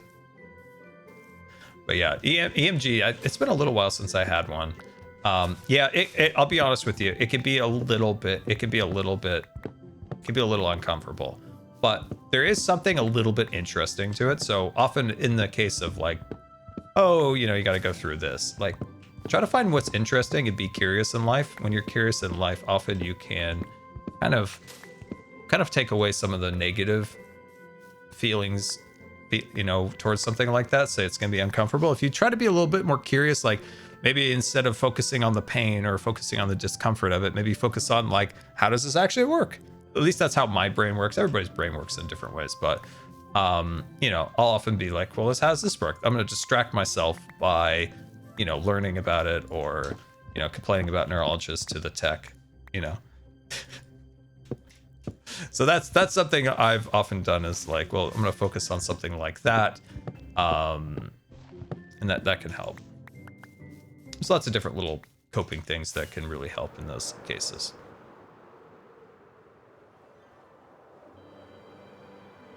I've had a GI doctor say wild things to me. I mean, doctors are like anything, you know. There's good ones and there's bad ones. There's good ones and there's bad ones. Someone should make a resource pack to add Finny and Katie to Minecraft. That'd be fine. What's the plan once you get all that wood? No plan with the wood. I'm clearing it out because this area will be absolutely terraformed up the wazoo. Like, this area is going to be massively different. So basically tear out all the trees, reformat the land, and then we'll have a blank slate to create something incredible. Think about last season, season 10, where we did the zoo. So I think I said this earlier, but just to reiterate. So like, I've been stuck on how I want this to be. And I realized a little trick in Minecraft that's helped me a lot when I have a massive project in front of me, on how to kind of hone in a little bit. So what I do often is just to make the roads. Just start with the roads. Even if you don't have a strong idea of like where the buildings are going to go and all the little things like that, once you start building out the roads for what you want to create, you can start seeing like, oh, you see how this little bend kind of curves around? What if we have like a cool circular building in its place, like right here, like a cool structure there? Or see how this curve kind of goes along the cliff? What if we have purpose about that cliff? What if there's like a rock on either end of it? You know, you can start kind of generating ideas once you kind of have the guidelines of a pathway. The pathway is kind of like literally guiding your creativity a little bit. And it's really helped me, when I've like been a little bit stuck, because when we did the zoo in season 10, I was stuck for probably like 3 weeks, like on how to start. And then I thought, you know what? I'm going to do the pathways. And all I did was just kind of spew out a bunch of pathways. And within those pathways, I was able to start like envisioning, okay, so an exhibit could go here and a mountain could go there.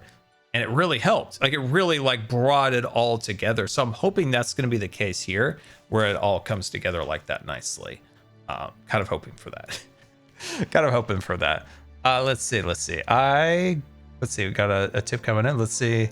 I get that. I've asked, let's see, firefighters details and stuff about things, about fires out of mere curiosity.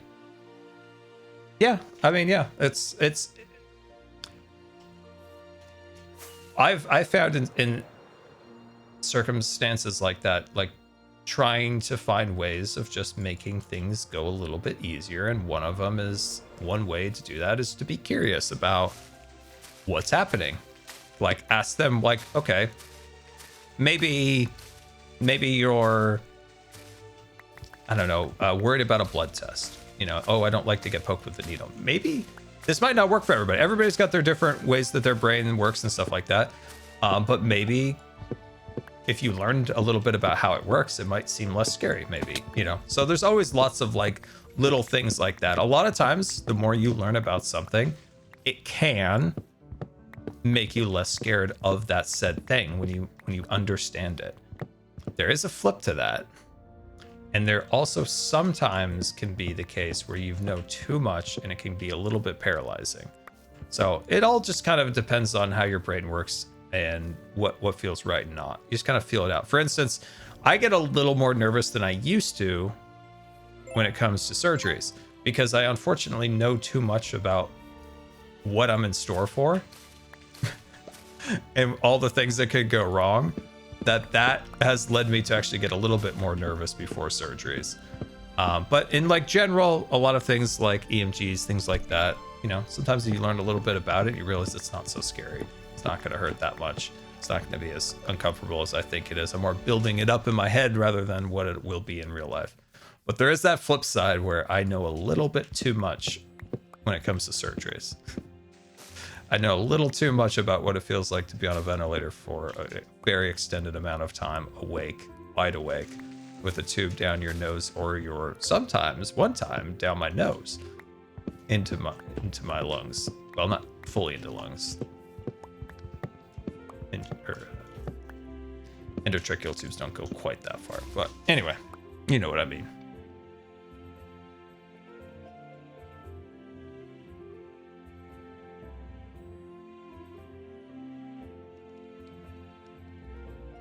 Do I have any tips on roads?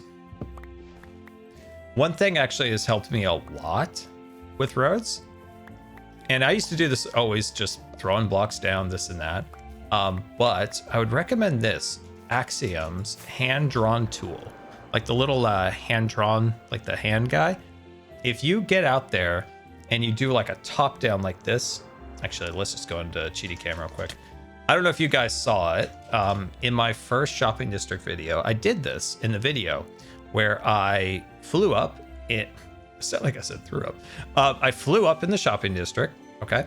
I looked straight down. I used that hand tool in Axiom, and I just took like the Vegas swoop over the shopping district with that tool, and it really kind of showed me kind of how things could be laid out. Eventually, the shopping district morphed in a lot of ways into different avenues of the roads. The roads aren't exactly how that looked in the end, but it gave me the jump start, the creativity bump to start, like, you know, designing it out. So I'd recommend with Axiom, if you're trying to think of pathways, one of the ways is to take that freehand brush and just play around with how you think a road should look. Because it's like drawing. It's like just taking a pen. It's like taking a pen. It's like taking a pen. Actually, this is my address is on that. I'm not going to do it on that. It's like taking a pen and just drawing like that. And it's such an easy way to get those brain neurons rolling. And you might not actually go with that layout, but it's just getting the process going. It's just getting the feel for the roads. That really helps. Second thing is when you're working on roads, really think about the weenie. And I say weenie because that was an old term that they used at Disney. Was there would be like something trying to lure you to the different areas as you walk through a pathway. So for instance, this tree right here kind of lures you up this pathway, and you're like, oh, cool, pink tree. and you're like, that's nice. What's down this way? And you kind of see the pathway now kind of swoop up and around. You're like, whoa, that's really cool. I wonder what's around this. This corner. And you know, we kind of work our way up this section, up like so, and you crest the hill, and you see this other cool little pink tree, and you're like, wow, that's neat. Let's go over there. And so then you see this. It's just framing Will's base. Look at how amazing Will's base looks. Let's go and explore. So you just think about areas of interest in pathways that want to intrigue you to continue along. Why did they call it Weenie? They called it Weenie because, I don't know, it was the 50s, I guess. They gave dogs hot dogs. So the idea was like a dog. You're like waving like a hot dog to a dog to come and like catch. It was the 50s, guys. I don't know. I didn't make up the rules, and I wasn't there. As much as you guys pretend that I'm old. So yeah, they always call it a weenie in that case. You could also call it just like an anchor point, or give me your money. Very rude. Hello. Hey, how's it going? Good. Yeah? What are you up to? What are you being all suspicious about over here, mister? Oh, wait a second, I'm not Mr. Azuma. suspicious. Say what? Wait a second. I've been meaning to talk What have to you you, spied? mister. Oh, okay. Am I in trouble? You are in trouble, Azuma. You're no, what have I done? big trouble over here. What have I done? I've forgotten something, haven't I? You absolutely have, Azuma, and not once, but no. twice. Twice? Oh my god, what have I... Oh, what did I say I would do? Yeah, not say what you would do. What are you missing in your life here on Hermitcraft that you've lost twice? Oh my god, did you find the donkey for real? For the second time, you've left it in my base, Azuma. Oh my god, I might have left it in your base. No. Actually... Second time. Make sure you preface that. Second time. Hang on. I have a clear memory of like getting the horse back to my base, Yeah. leaving my base one time, going back there and being like, it was just here a minute ago. But it's so long ago now that I could have rode to your base and left it there. That is a possibility. Oh my god. Is it really at your base? Yes. That's mad. I'm an idiot. Dude. I looked everywhere for that thing. Dude, I gotta give you this horse. Here, follow me. You gotta get this. You gotta get your donkey. Guys, he's left that donkey in my base so many times. And then went on a whole thing to try to get it back. I am vaguely Wait, wrong suspicious. Wrong donkey. Wait, wrong donkey. Where is it? Oh, here it is. It's up here. Okay. Here it is. I made a nice hole for it and everything. Oh my god, it is my one. I am like vaguely suspicious that this is you pranking me twice, but I don't think you're a mastermind like that. I don't. I'm actually. I can be devious and smart, but I can't make your saddle thing like that. So I don't know how you did that. That's true. That's true. But here's the thing. I'm just getting older and catching myself doing stupid stuff and forgetting things so much now that I'm like, well, you know, maybe I did just ride it over there and forget. Like, it's entirely possible. Oh. Yeah. Well, thank you for finding it. That's awesome. Like, I love that there's still some copper golems out here. Keeping watch over the place. Dude, I've got so many more, and I'm gonna pass that prank on. Pass it on. Double it and pass it on. You got someone in mind? I absolutely have someone in mind. Awesome. Are you serious about doubling it? I think I may have doubled it. Wow. Okay. If you need any more statues, I'm your man, obviously. I could use some. So, okay. Yeah. Azuma, Etho, Etho might be listening. He humiliated me. He watches streams. He humiliated you. What did he do now? So I had been oxidizing the copper golems as God intended. Did he show you that little room of his? Yes, he did. But this is before. Okay. This is before that. So I had them down in my like moss farm, just aging as copper golems were intended by nature to oxidize down. I had no idea that you could just take an oxidized copper block, put a pumpkin on it, and boom, you have an oxidized iron golem. Ah, I see. Yeah, yeah, that's one way you can do it. I didn't know that. I felt like a dum-dum. Live and learn. Yeah, I felt like a dum-dum. You can make them on the go that way, which is kind of cool. Are you selling copper lights, the copper lanterns? I'm not selling them, but if you'd like some, okay. Where can I put the donkey? In fact, just come with me. This thing's pretty fast, right? Yeah, maybe I'll get on my donkey. I haven't been on my donkey in a while. There we go. I wanted to keep using my donkey, but like when I lost it the second time, that just sort of broke me a little bit. Let's head over towards mine. It kind of broke my spirit. It broke your spirit. spirit. Using the wings. Yeah. No, I was just like, screw this. I'm gonna fly places now. When in but doubt, now that I've got Azuma. the donkey yet. When in doubt, just know that the donkey's probably in my base. Yes. The third time this happens, the first place I will check is your base. Yes, definitely. That is where it's going to be. Has EFO sent you into the sky? This probably sound a little cryptic if you don't know what I'm talking about. I have. I'm a founding member of the Canadian Space Agency. Because that's great. Because like he's made his own donkeys redundant again. Now we got like super speed travel. Dude, he was worried that it's gonna lag the server, and I told him that's good lag. That's good lag, Etho. We want that. We want that. Wow. Oh my gosh, it's like the Death Star reactor room in here. Whoa. Oh yeah, it is. I know what scene you're on about. Yeah, it's like That's I just picture Obi-Wan over there doing like the the stormtroopers up here. Yeah, no, that I totally get that. Here's the. Oh, wait a minute. Oh, you got a copper room too. Yeah, when I was doing my round of aging all the copper blocks, I guess. Your ally's sick. I'm sorry to say. Here you go. Look, there's loads in here. Poor fella. All right, so I didn't have some fresh ones put down. Anyway, the copper lanterns are in here.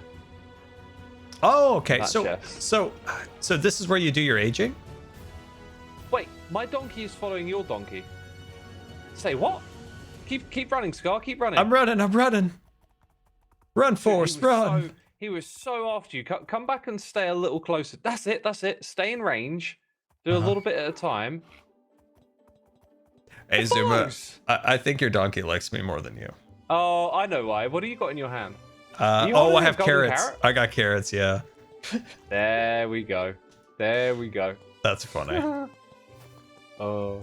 Wow, look at all this copper action over here. So, do you need a lot of the lanterns? No. I oxidized some a little bit, and I was like, man, I wonder if Azuma has these for sale. It'd be a lot faster.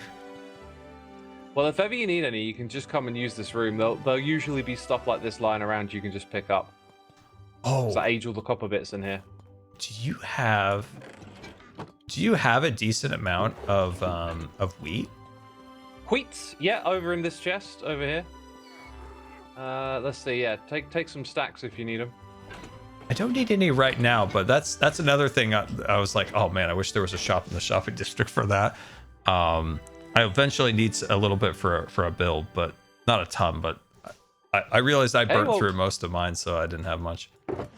Grab it here if you want. Yeah, this is all just like my little farming area for getting the materials and stuff. I don't really have plans to make shops this season. Like, yeah. I'm gonna go in a different direction, but I feel bad about that now because you're putting it all together, and that makes it so much more interesting to work over there. Oh, are we gonna breed a baby? I think we're gonna breed. It'll be a fast one. Wait, did we just create? Hey, little guy. Did we just create a crime? Crime? Yeah. Did we just do like copyright infringement? Thought we were going in another direction there. We've made a like a knockoff-y donkey. I know we did. We made a knockoff. Like I feel like there's some kind of like patent thing we just violated. This is like, oh no. Dude, he loves you, by the way. He does, except What do you think of the new donkeys, Scar? Have you seen them? Is it different? Have you not watched your weekly snapshot video from X? Oh, yes, that. I was like, this guy looks exactly the same. No, I have watched your update on the little fellas. The next drop is like, all the babies look a bit different. That's all. I'm really trying to be optimistic here, Zoom. I've been telling the chat. I was like, guys, don't worry. It's not just the babies. We're gonna get more. There's gonna be a building block. We're gonna love it. Don't Zuma, don't do that to me, man. Don't do that to me. I don't have faith in Mojang. I tell you what though, I'm happy that Hightail is here. Minecraft needs a kick up the butt. It needs some competition, you know what I mean? And Hightail's gonna give it some competition. Yeah, it's gonna be, there's gonna be something else. I've been telling the chat, don't worry, guys. Don't do the head nodding. Maybe the thing with the drops is that they're smaller updates to begin with, but they're not doing, I don't know, small interesting things. They're just doing like polish and like filling in gaps, and yeah, not even the gaps we want filled in, like missing colors or textures. You know, they're just putting in fluff. There's not a lot of depth to it, and this latest drop just feels like the most surface level thing they can do. Oh, let's take the babies and make them super cute for the kids, and that's it. That's all I'm expecting. Do you think it might be for some dollary dues? They make some nice plushies out of those fellas? Oh, you know it, Scar. You know it. They're gonna milk that. They're gonna milk it all the way. Yeah, that is so. Oh, do you know we got this new person who's come in, right? And I don't know who they are, but their history is like they're in those. I thought you were talking about a new hermit, and I'm like, wait, what? Wait, I've been to the meetings. Someone's car. I was like, you weren't here the other day. Wait, who we getting? Oh, you imagine that? Who's the new person? That's not a hermit. So she's in Minecraft. So sorry, I didn't specify. We're talking about there's a new person high up in the overview of Minecraft's development, right? For okay. both games, oh, loot box like lady. Java and Bedrock. Loot box lady. That's her history, involved with all the sort of like milking money out of games. Is she's been with all of those companies. I don't know if that means she's like directly involved, if that's what she wants to do. Yeah. But I get the feeling that'll be the direction. Yeah. It's And like, I'm man, not- with all the studios, EA or Ubisoft or whatever, that's all they focus on is those microtransactions, loot boxes. I just hope that maybe this person wanted to create games but got like stuck in a terrible system. But maybe they'll come over here and be like, I'm free from the loot box. Yes. I really try to too. be optimistic on that one. I really, as you can tell, I'm trying to be optimistic here. I'm trying. Me too. I hope for the best, but that Scar plan for the worst. Yeah, I built my shelter, my hideout shelter in Hightail. Your If hideout things go- shelter. Things go down the pan, I'm jumping ship. That's so funny. Oh, Did you make the server? Oh no. Oh, look at the allies over here. It's fine. It's fine. There is a server Okay. that us hermits can play on together, Okay. and it's up. It's up. Okay. We don't have a grand plan. Like, it's early days for Hightail. We're not gonna do some big Hermitcraft season. It's like, while the game is developing and it's early on, we're gonna jump in and play, learn about it, have fun together. There might be a point in the future where we do something big and proper, right? But right now, it's not a big deal. So Yeah. Okay. no harm in people knowing about it. Okay. Good. Yeah. I think it's cool that we have. Do we have a name for it? No name. Oh, come on, we gotta have a name. Hermitcraft's Hightail server. For now. Maybe in the future we'll give it a proper name. But Okay, right now alright. it's all it's all just kind of casual for the time being. Yeah. For sure. Well, yeah. I hope there's something more to that update than just the babies. You know, the babies are fine, perfectly fine. That's okay. But throw us a building block. Izumi, we haven't gotten a building block since the Oh. pale drop, right? Oh, you might. I've got to look. Which one was how many back was the Pale Garden? Let's see. Was Pale Garden their winter release last year?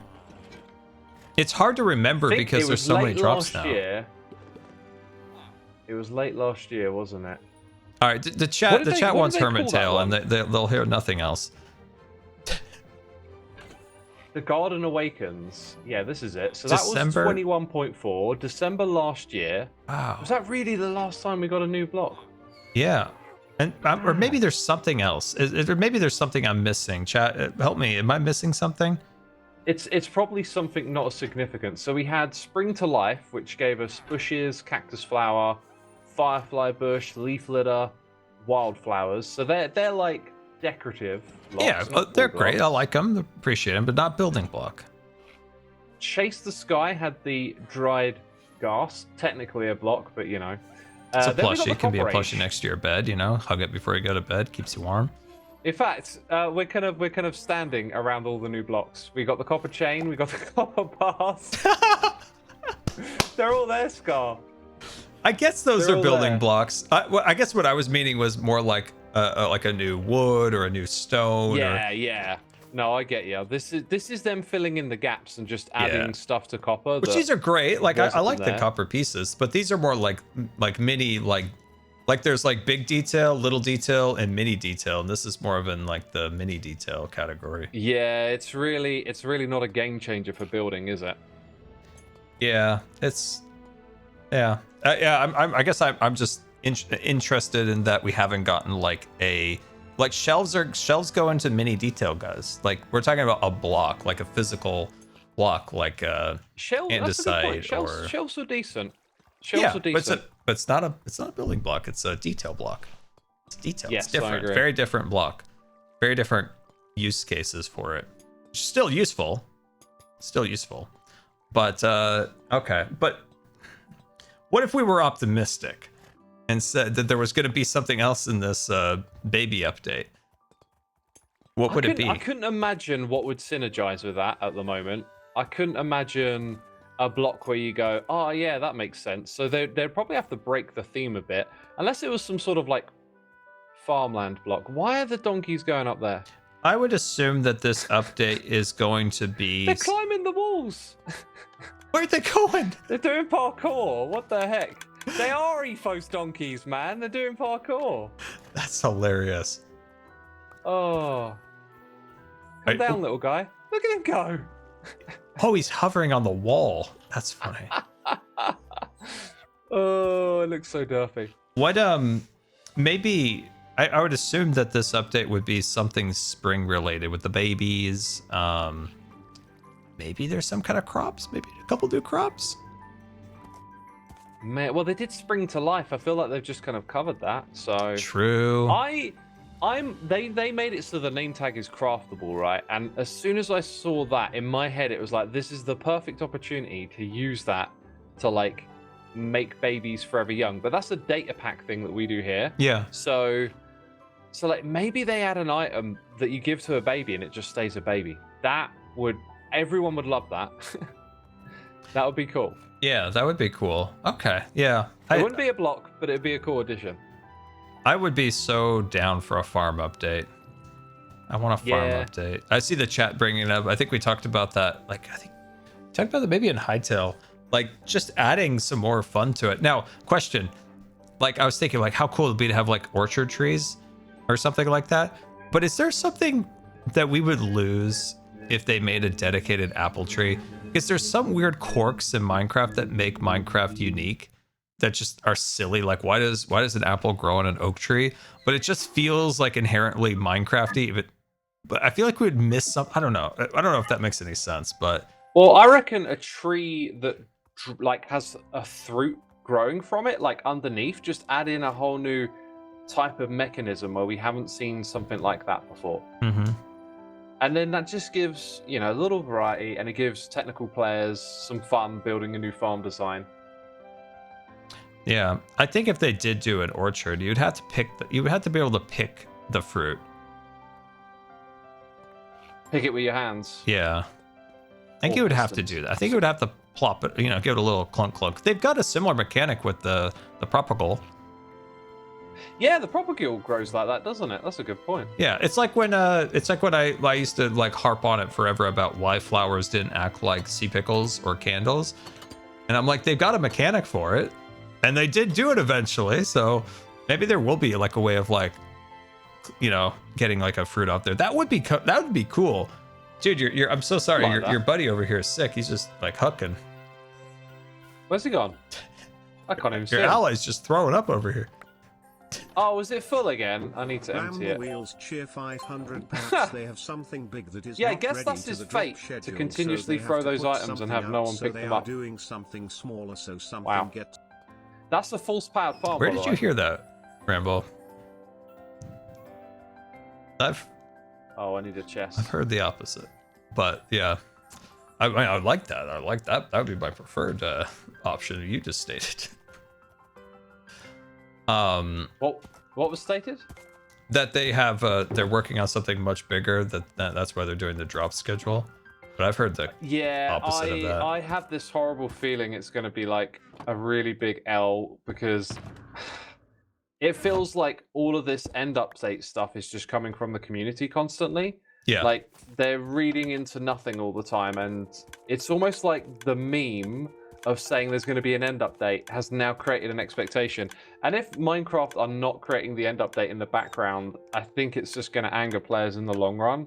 Yeah, ideally that would be great. Like what Ramble said, like that would be great, but I haven't heard anything that would make that be the case.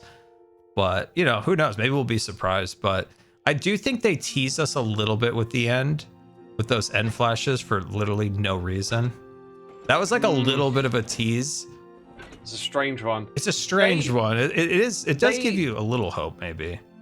They seem to milk everything they do for this game to promote it, right? Like the strategy is just this constant, you know, there's a collaboration coming out with Crocs, and then this computer game, and then Marvel, and then that franchise, like a couple of times a week. And every drop that comes out, they try and make sure you know about it. They're doing videos, they're making posts. Like it feels like everything in the development of this game is just about constantly creating exposure. Mm-hmm. And I can't picture them doing the opposite in the background.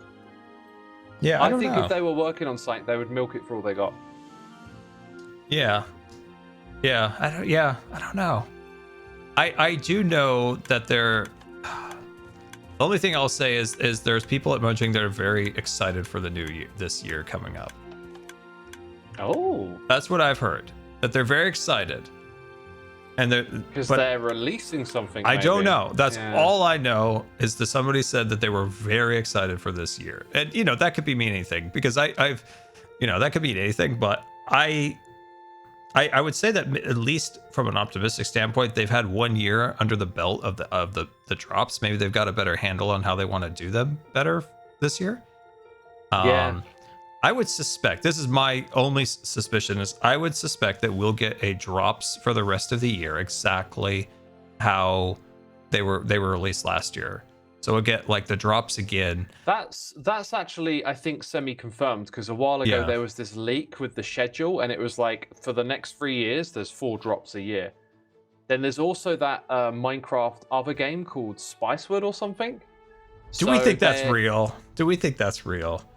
It's hard to verify leaks and stuff, but it seemed to have a lot of weight behind it. Like a lot of people were saying, no, this is a genuine leak. So, and then the drop schedule followed what it said it would. Yeah.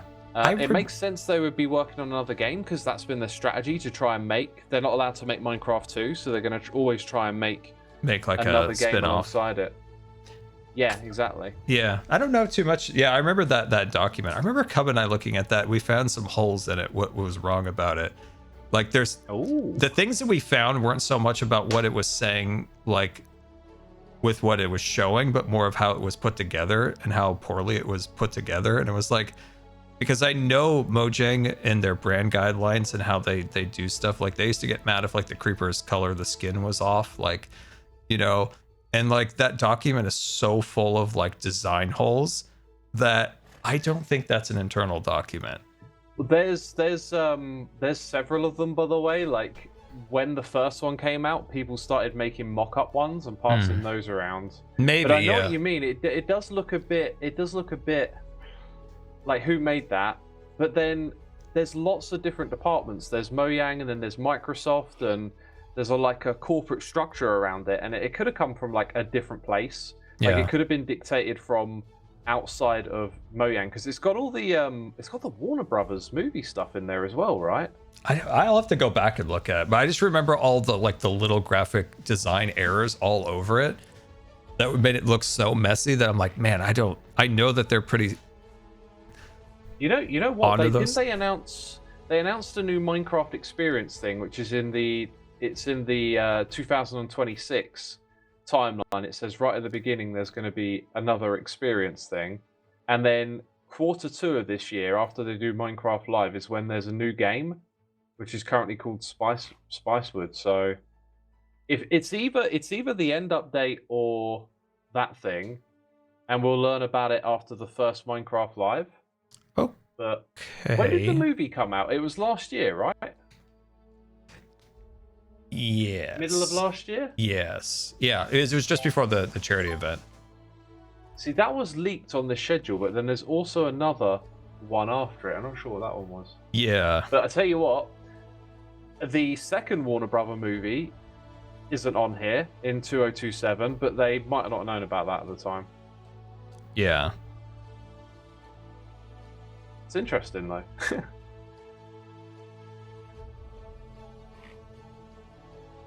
Very interesting.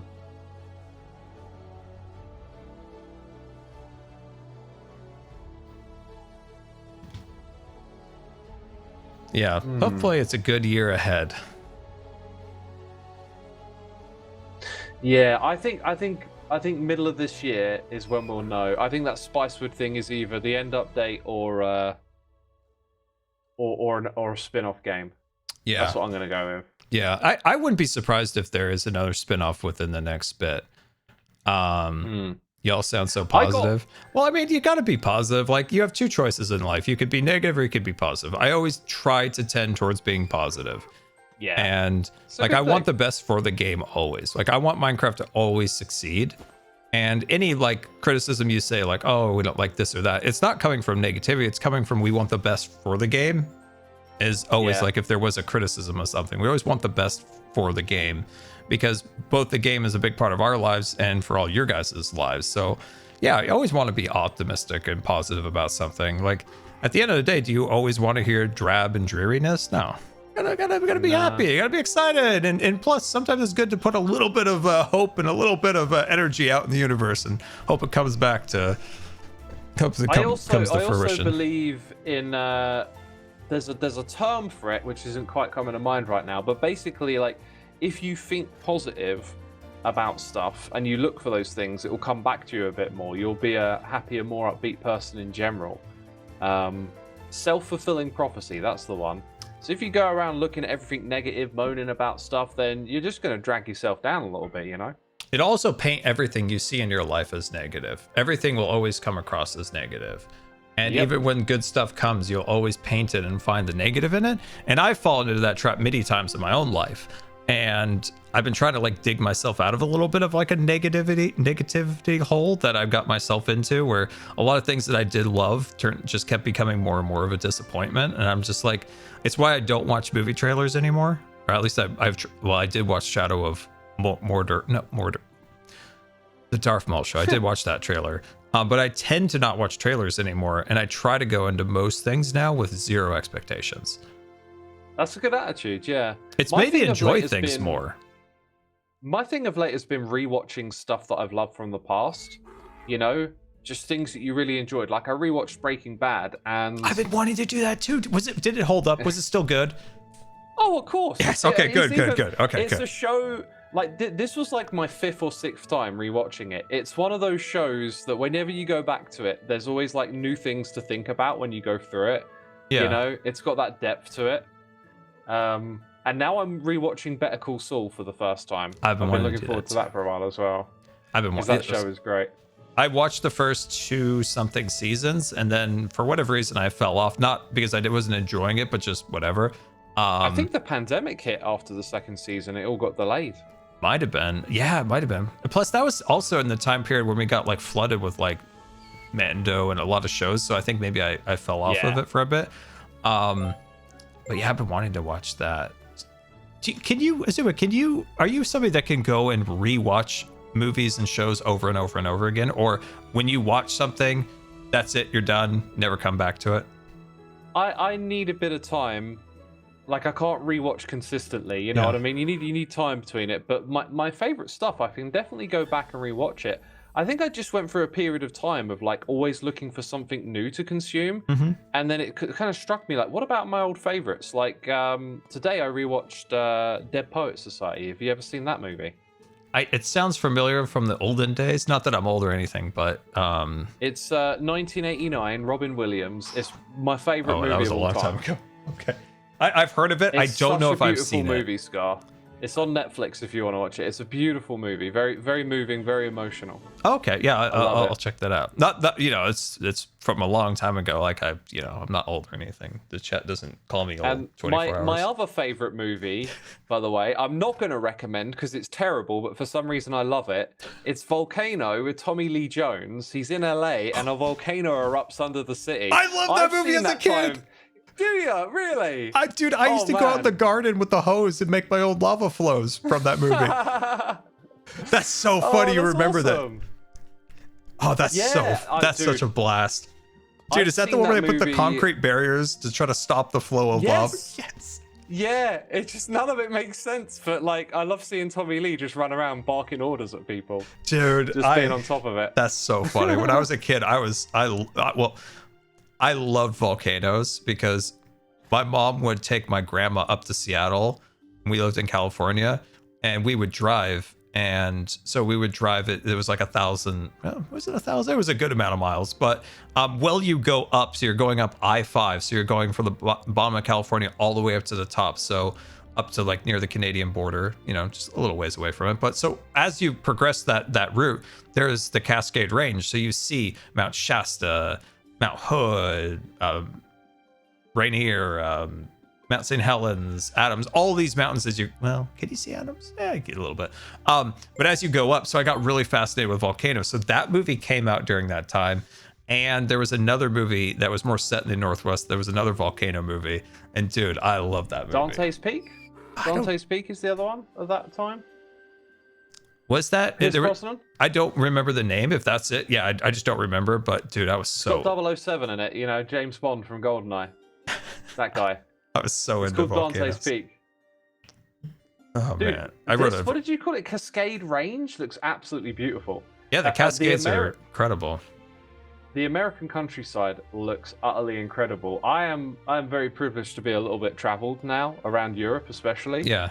And I've seen lots of beautiful places, but something about the American terrain and even like the diversity from up north where it's colder and then places, where they shot Breaking Bad, there's a lot of beautiful terrain around there. Like, you've got this incredible diversity, but all those like mountains, lakes, and hills. Oh, it just... Dude, it's our only thing going for us. It looks... The only good decision we made like is the national parks.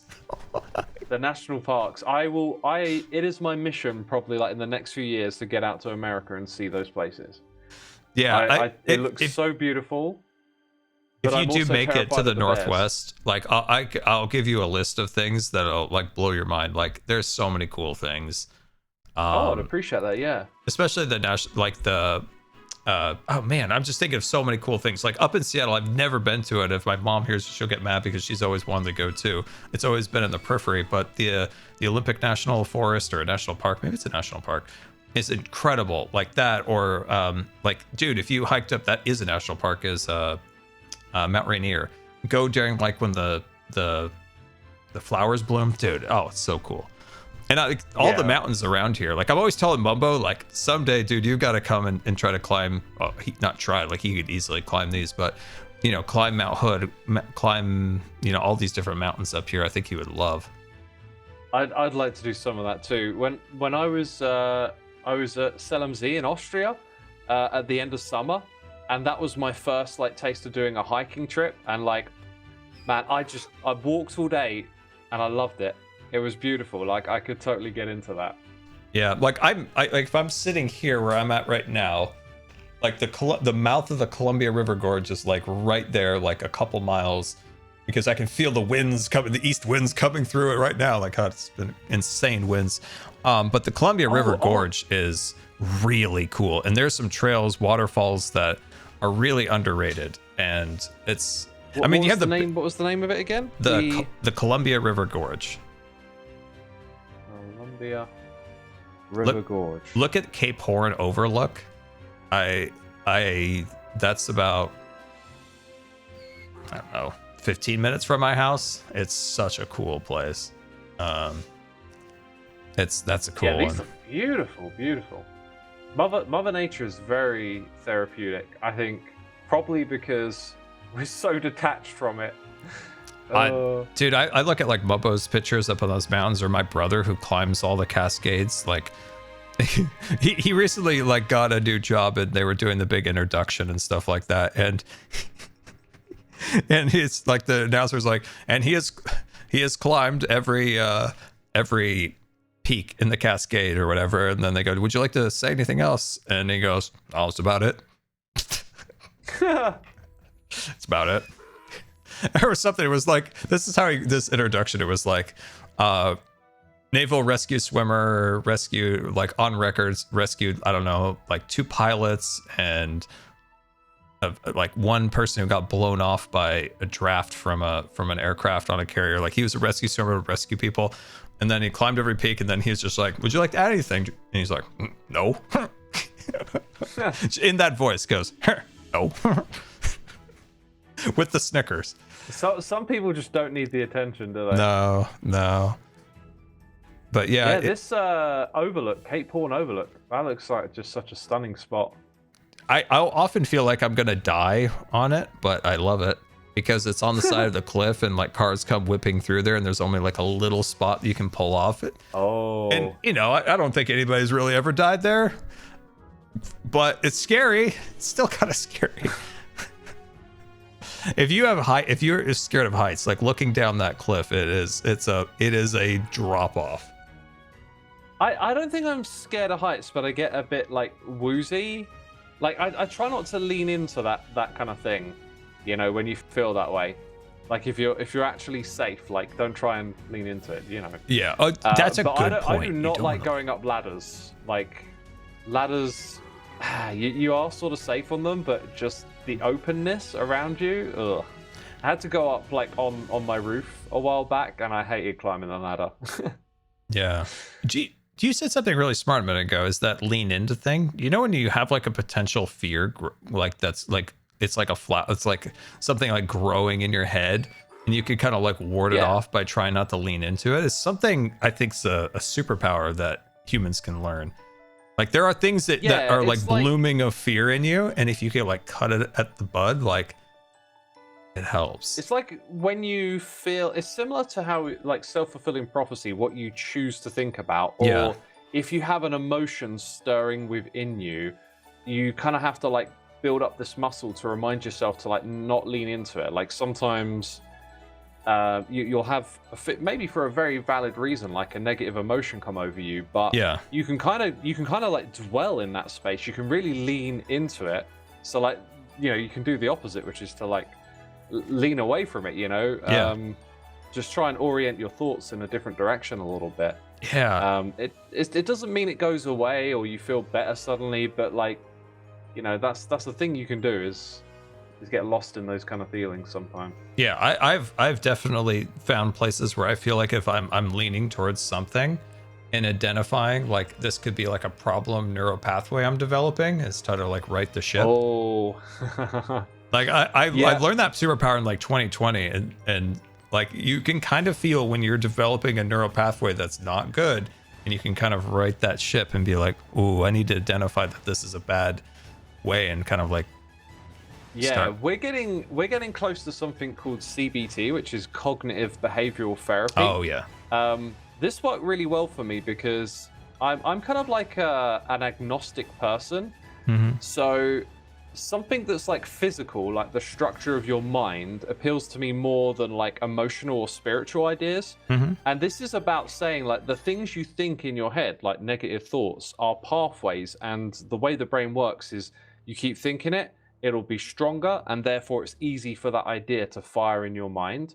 And so CBT is like training yourself to catch those thoughts and then think in a different direction and create stronger pathways for other things and other ideas. And that to me helped me a lot, like with my development over time.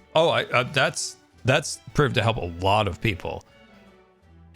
There's one thing I can't shake a fear of, and that's snakes. And I make jokes of it a lot, but that is like some kind of weird deep down fear that like there's a lot of fears in my life that I've overcome, and I've like made it an effort of like, okay, I'm scared of this, I'm scared of that, I'm scared of that. How do I overcome those? Because I'm tired of being scared of said things. But the one I can never shake that almost gets worse is snakes. It's like so built into my brain that like I feel like there's some kind of like ancient scar back in the day that just was like got thrown into a snake pit and it's just traumatized. Well, what if you were a toddler and like you have like, it's not a memory, it's like you were too young but you got traumatized by a snake, yet your mind's just like solidified snake bad, you know? Well, I do remember the first time I got scared of snakes. So it was when I was living in California. We went to like a kind of a local, not so much zoo, but kind of like a nature education center. And they had a lot of local wildlife from the East Bay area of California. And so they had like a cougar, they had an area full of snakes, and there were rattlesnakes.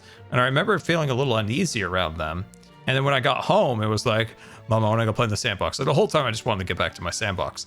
And when I was in the sandbox, I just had this like constant feeling like one of those rattlesnakes was in the bush next to me. And I just remember just bolting out of the sandbox. And like ever since then, I think that's like one of the areas where I kind of like got that fear of snakes. Yeah, that could be it. And those snakes, rattlers snakes are not like were huge. I mean, like having a fear of, I don't know, something friendly is like, I mean, snakes are vicious, right? Specifically rattlesnakes, yes. I mean, yeah, you can avoid them. They'll try to avoid you, but they'll mess you up. They'll mess you up. Rattlesnakes are no joke. If you see them, you got to stay away from them, and most likely they'll stay away from you. But it's also, you gotta stay back. Like my aunt who climbed Mount Diablo all the time, like is kind of like a little like mountain area in the East Bay of California. Dude, Mount Diablo? Yeah, Mount Devil. What a baller name. I mean, I'm pretty sure one of the nuclear power plants in California was named something Diablo. I'm pretty sure. I'm almost certain, but I might be off. I'll have to look. But anyway, she used to see rattlesnakes all the time, and she's like, "Oh, it's no big deal. You know, you just stay over here, and they stay over there." And I'm just like pulling my hair out of like I would have lost my mind. And then my mom's like, "Oh yeah, when we used to live out in Antioch, we used to open the closet that was where like the water heater and all that stuff was in, and there was like a whole, you know, like I don't know what the right word is for like a." Snakes, but like a litter of snakes, you know, like a litter of puppies, whatever the right word is for snakes. There was like snakes all in there, and I'm like, that is my absolute fear. Yeah, no, I think something about like a home invasion is kind of scary. Like opening a door and there just being a pit of snakes. Nope, close the door, run away. Oh, it's Diablo Canyon. Yep, okay, Diablo Canyon nuclear plant. Diablo Canyon. My brother had to go there when he was once for like a job, and like he got to the gate and he's just like, he had no expectations. He was going there to work with their fire department, and like you have to go through a lot of security. So he did some like background stuff beforehand and got that whatever, and didn't actually go into the plant, but was going to the fire department. And he just comes out, these guys have ARs strapped to their chest, and we're like, all right, buddy, let's saddle up. And they grabbed the side of his truck, like they had like one of those ARs are guns, right? Yeah. They go on either side of his truck. They like grab onto the rack on the top of the truck, put his foot onto the foot plate below the door, and then he goes, drive but slow. And he's got like two guys with ARs, and they drive to the fire station. He does this thing, and those guys just stayed outside waiting for him, and they got back in the car. They did the same thing to the gate, and he's like, all right boys, we'll see you later. They hop off. It's like the weirdest experience. These guys just like grab onto the side of the car. Crazy, man. Living in America, do you see guns a lot out in the open? No. The most I've ever seen guns was I had to go to like there's like a local building that's like both like the sheriff's office, court thing, city hall, like it's all a combination. And there was a bunch of sheriffs there, and that was the most amount of guns I think I've ever seen in my life. I've never, as an American, I've never fired a gun. I've never held a gun. The only long rifles I've ever seen was after 9/11, when they had National Guard just standing next to the checkpoints with ARs, as like a show of force. Those guys weren't doing anything. But yeah, like no, I don't see a lot of, I don't see guns. Every time a British person comes here and they're like, do you think he has a gun? Do you think there's a gun over there? It's like, no. Well, when I was a kid, I went to Florida, and I just remember seeing people with like gun holsters and stuff, and like sometimes they were close enough where they were like in reach, and it just made me feel so weird. I'm like, that's a thing that like point click and someone's dead. Like, oh. Yeah, I've never lived in places where there's like there's people I know who probably have guns. I think my neighbor used like he had guns, like he hunted and stuff like that. But no, I've just never been around guns. Like gun culture's never been like a thing growing up. So like, yeah, for me, I don't see a lot. The only guns I've ever seen were police or those National Guard guys. Yeah, that's about it. Yeah, that's cool. I guess it's just one of those things where because it's a big deal in America, it like hogs attention, and then you don't get like a level playing field view of stuff. So like, yeah, where you are in your state, like it may just be way less common than in other states and whatnot. Well, I do hear people shooting a lot in my new property. Like I do hear that. I do hear that. Is it right? Sometimes you can hear somebody go out there and have a little bit of fun out in the woods. Yeah. I do hear that. Shooting cans. It's not that I'm like oblivious. There are guns out there. I just don't see them. Also, don't go out very often. So, and wherever I've lived, there's never been any like open carry stuff. So that so I don't see that. That's the one, isn't it? Open carry. That's probably what they had in Florida. Yeah, I'd assume probably Florida, probably Texas, places like that. But yeah, I don't get out much as so maybe there are a lot and I just don't see it. I just don't get out enough. But But yeah, I'll admit that I always felt like target practice and archery have always intrigued me as like interest, but never like learning how to like just shoot targets always interested me, like archery and stuff. It's a skill thing, isn't it? It is, and it seems like a skill that's fun to learn. It always seemed. Yeah, I did a little bit of archery as a kid, and I always remembered it quite fondly. Yeah. I always wanted to know if that would be something fun. If I had a strong body, the biggest thing I would learn is windsurfing. Oh god, yeah, I can. It's so. You're like grappling that. Yeah, that probably requires a lot of strength. Yeah. I mean, in my old days, I mean, you're a strong guy. You can do it. I train with no purpose. I just like doing the training. Yeah. Yeah, like if you wanted to get strong at something, you would train, to do that thing. So like, not a lot of what I do like actually translates to a particular activity because I'm not training for anything specifically, Yeah. But I up the Columbia River, there's a town called Hood River, and they do like the one I forgot the name of it. So there's the one with the board, it's in there, and then it's like a sail attached to that, and then there's like the kite surfing one where they have like the more of like a wakeboard style, like almost snowboard wakeboard style like thing attached to your feet, and then they have like the kite up in the air. Oh, it just looks so fun. Oh man, it does sound like fun, dude. Those guys can get some crazy air off those, and I imagine you do have to have like extreme physical strength, to like upper body to hold on to the kite. But man, that looks fun. Yeah, that does strike me as one that you would need a lot of training for. Scott, did you see where my horsey went? Like, we've been chatting for a while, and then I'm like, wait, where'd my horse go? Have I lost it again? There it is. Dude, it's up the scaffolding. It's in the corner, so right straight ahead. Oh, well done. Okay. I'm not losing it a third time. Oh.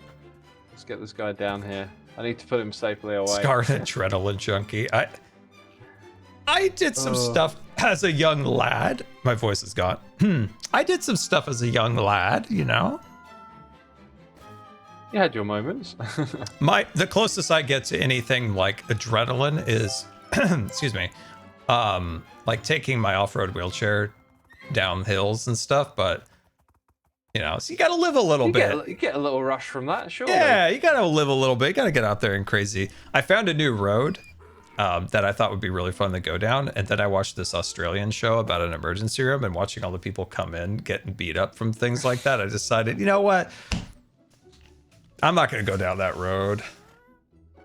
If you don't feel like taking the risk, don't do it.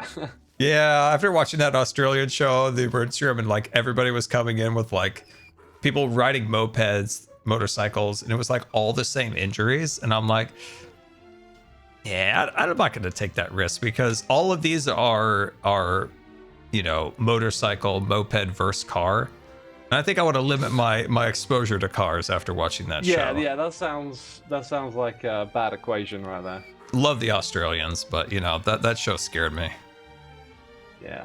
But the Australians, Zuma, just delightful folk. They one of my favorite ones was I think most people from around the world are delightful. But the Australians, there's like there's like a little extra whimsy in an Australian. They got their little flair, haven't they? They do. Their And my favorite part was when this one guy was pretty beat up, and he goes, I can't do an Australian accent, so forgive me, but he's like, mate, help you make it.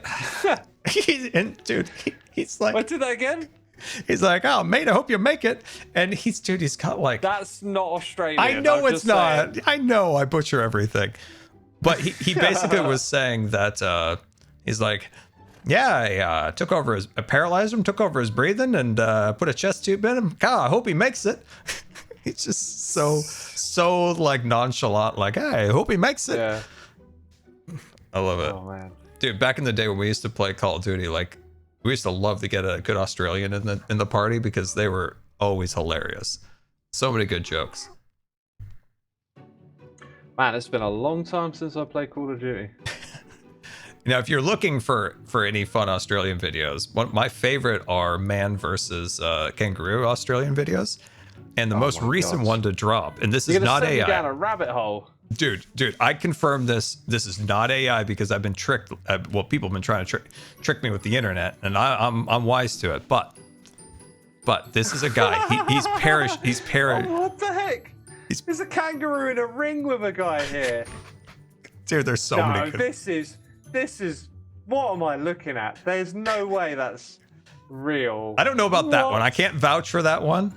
I haven't sniffed it. Send me a real kangaroo versus man video, because some of these look a lot. Bit sus. I got a lot. Send me them. I will send it to you. My favorite one currently is a guy who parachutes to the ground, and a kangaroo just comes out of the bush just wanting to fight. And he's like, oh man, at least let me get untangled first. Dude, I love it. Send it my way, dude. I want to check it out. I will. All right, Azuma. Have a good rest of your day. Oh, see you, Scar. Yeah, I'll probably go to bed now. I've lost track of time. All right, I will. I'm gonna send you that video. So when you wake up, you're gonna have a delightful Australian versus kangaroo guy video. Wonderful. Thanks for finding my donkey, dude. See ya. Oh, that was fun. Let's go talk with Azuma. Dude, I love those Australian videos when that guy came down and that kangaroo just wanted to fight for, like, the guy didn't even do anything. Like, he just landed, and the kangaroo's like, it's time to fight. God, I love it. Whoa, that's a hole. That's a hole. And there's that. Oh my God, there's so many creepers. Oh God. There's always the famous one of the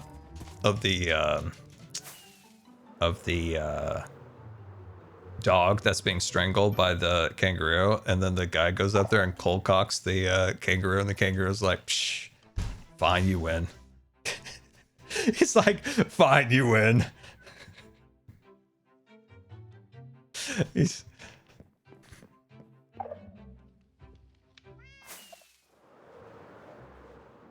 A few torches would help. I know, but then you got a bunch of torches stuck up all over the place, and that doesn't look good. This doesn't have any design aesthetic. Look at this. Look at this, guys. Come on.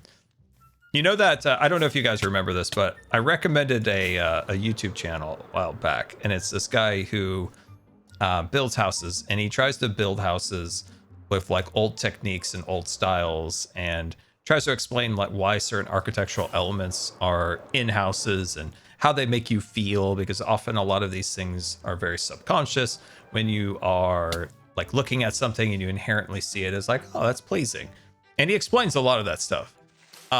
Red hole, new house, old soul. And I was watching him, and he was explaining why he doesn't like can lights in houses.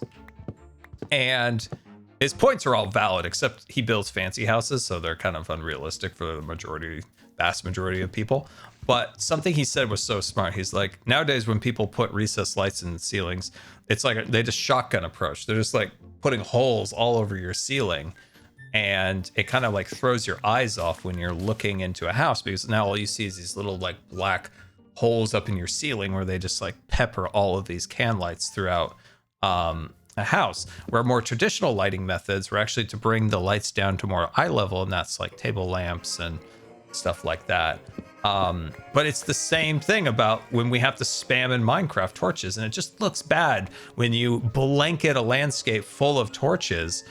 It looks just like he's explaining why he doesn't like to put a lot of can lights in ceilings, because it takes away the decorative nature of some ceilings, specifically because he restores a lot of older homes that have like really intricate woodwork in the ceilings. Like, he doesn't want to go up there and pepper a bunch of can lights in there, because modern aesthetics want more light rather than the old days light. Homes were lit a lot less than they are today. So that's kind of my thought a little bit when it comes to Minecraft and torches spammed all over the place. It just looks messy.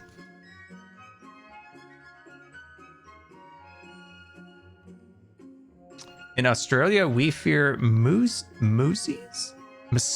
more than roos, which roo is a kangaroo. I know that from Winnie the Pooh. Really, you're more scared of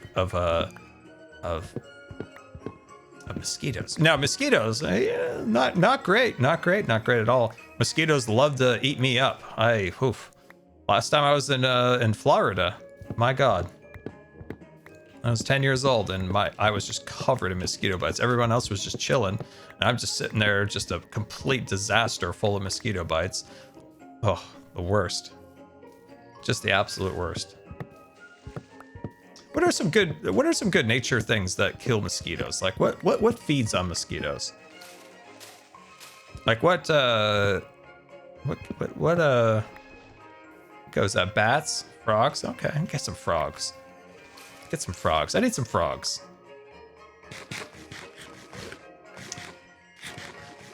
Spiders?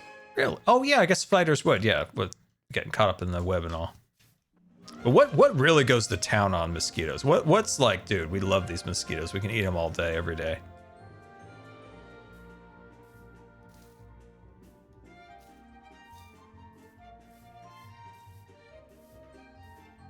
Where did my boxes go? Dragonflies, huh?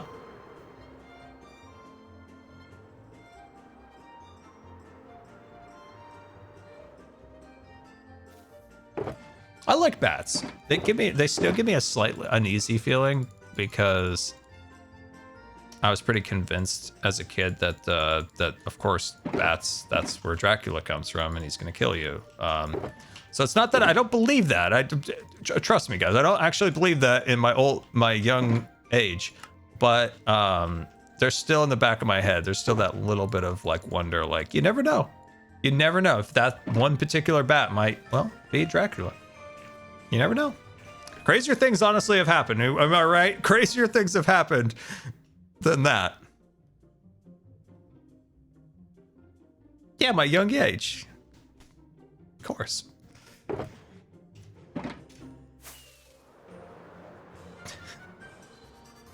Bats are pretty cool.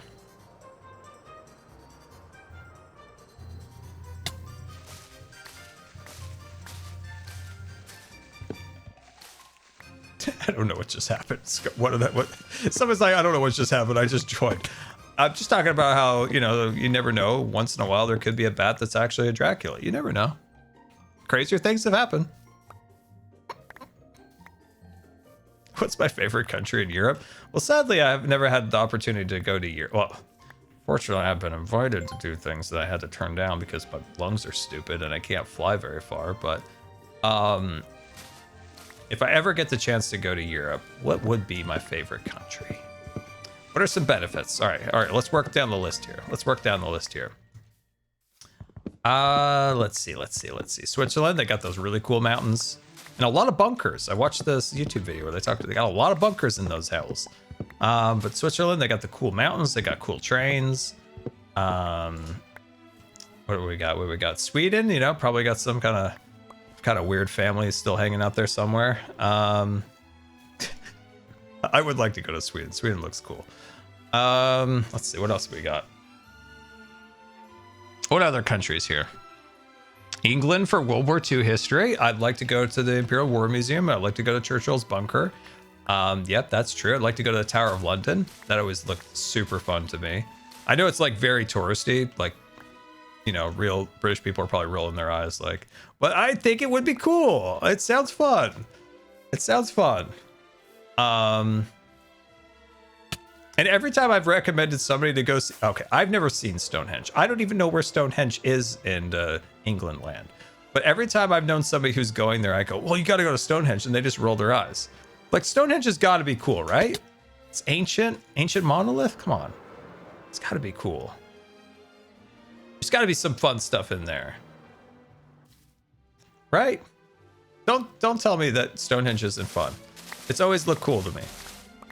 Stonehenge confirmed cool? Okay, good. Any good conspiracies around Stonehenge? I'd like to know. I'd like to know. All right. Anyway, okay. So England's fun. They've got they got the castle. They got the Tower of London. Okay, so that's fun. What do we got in France over there? They got the Louvre. They got the Louvre hanging out. They've got Euro Disney. Well, I guess they call it, what do they call it now? Disneyland Paris. I'd like to go to Normandy. Do they have a museum for the Normandy landings? Do they?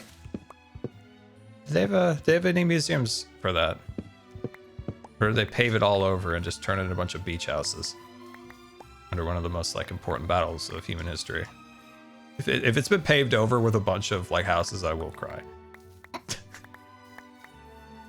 They have a lot. They do have. I need to know. Do they have a museum in Normandy? Yes, I have been. Okay, good. Good. That would be somewhere I'd like to see. What else do we got in France, guys? What else? We got some fun stuff.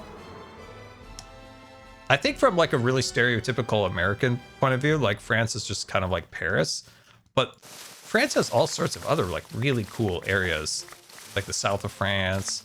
Don't they have like a little tiny bit of the Alps stick into the bottom part there a little bit? They got a little Alps sticking in there, don't they? Not a lot, but a little, like a teeny bit, like a little bit, just like a taste. You got a little bit. Yeah, I'd be more interested in those areas of France than say like Paris. Okay, all right, we got that. What else? Oh, Scotland. I would love to see Scotland. Those Highlands. Pretty cool. Pretty darn cool looking. Belgium, we could get some waffles. Be fun. Everybody loves a good waffle. Norway's got those cool, Norway's got those cool things that are really interesting me for my base design in terms of the landscape. Big props to Norway. In Italy, you know, they got the fun stuff there. They got the fun food. They're kind of like, hey, we got the good food over here. And Greece has got the history. Greece has got the history for sure. Like to see that. All right, what do we got over in Ireland? What do we got? We got leprechauns, and we got one thing they've got there that I don't like is that chocolate orange thing. Not a fan of that. Not a fan. I'm sorry. Probably offended a lot of people on that one, but I don't like that chocolate orange. Not good. Not good. I knew somebody who was Irish when I was a young kid. And they came back to the United States and they had those and they gave them to everybody in the class. And I remember like, dude, chocolate is an orange. And I was like, this is genuinely the worst thing I've ever tried.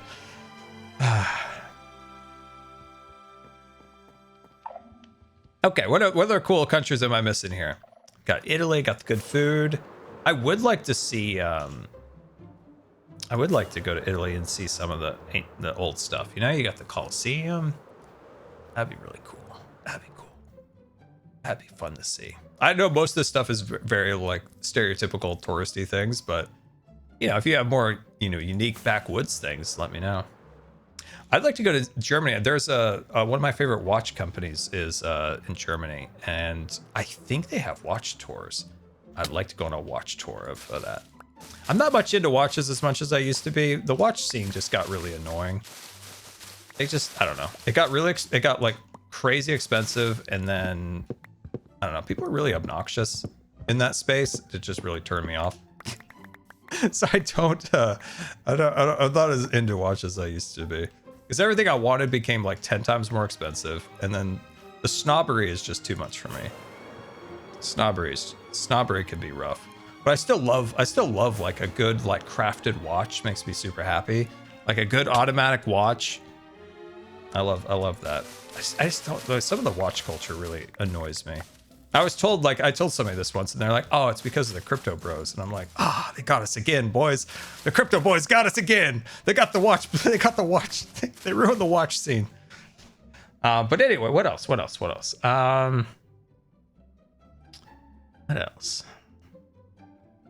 What other countries am I missing here? Okay, this is gonna sound so American to me, but is Iceland, is that European? Aren't they kind of doing their own thing? They kind of got their own little space, kind of in between North America and Europe. This is like the most like American thing. Like, are they really part of Europe, or is that like they got their own like thing up there? They got their own stuff. Yes, but in what way? Part of Europe or not? Like, I guess it's part of Europe. I just feel like they're kind of like independent up there, just kind of, you know, hanging out, just kind of chilling. It's like we're part of it. We're part of what we want to be part of. It is okay. So Iceland is part of the European continent. Is that by choice or by like a scientific thing? I kind of picture them kind of like Australia, you know? They're just Australia. They're doing their own thing down there. Iceland kind of doing their own thing up there. One's got polar bears, one's got kangaroos. Actually, I don't know if they have polar bears in Iceland. It'd be cool if they did. I'm sure they'd like them. So it's not part of the European continent. Kind of honorary Europeans, I suppose, then. Okay. I do like Iceland. Iceland, like the, oh my God, like the lava flows with the ice. It's just so cool. Super, super cool. That would be a fun place. Everybody I know who's gone there has enjoyed it. The only complaint I've ever heard is it's wildly expensive, but really, really thought it was cool. People were nice, and all the scenery was beautiful.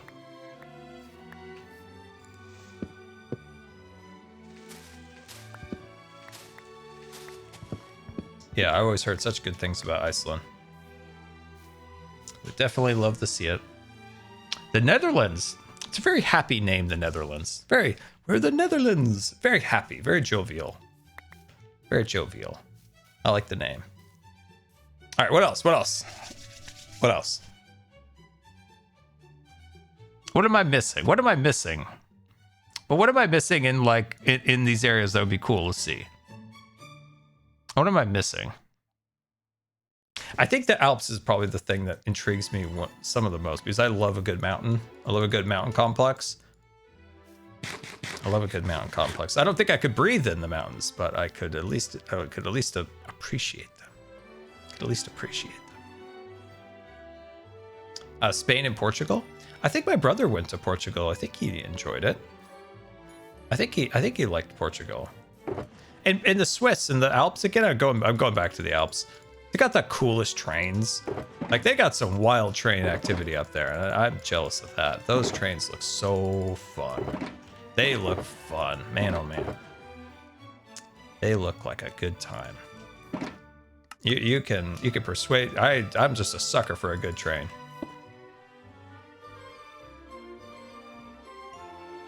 Spain, okay. I'm drawing a little blank on Spain.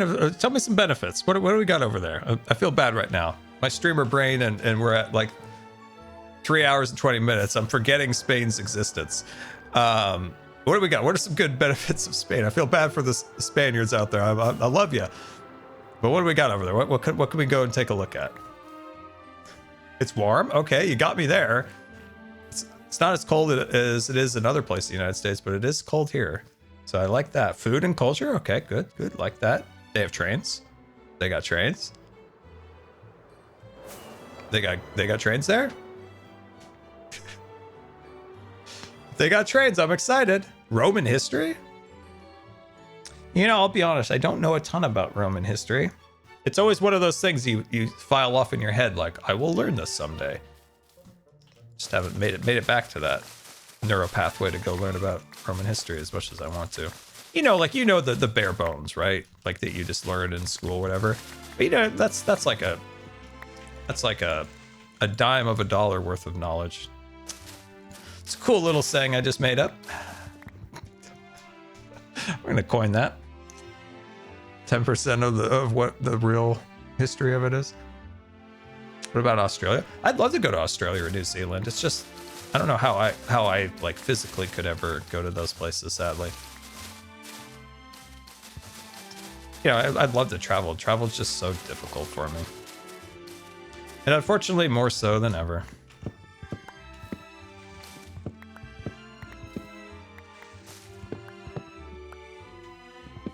Teleportation. That'd be nice.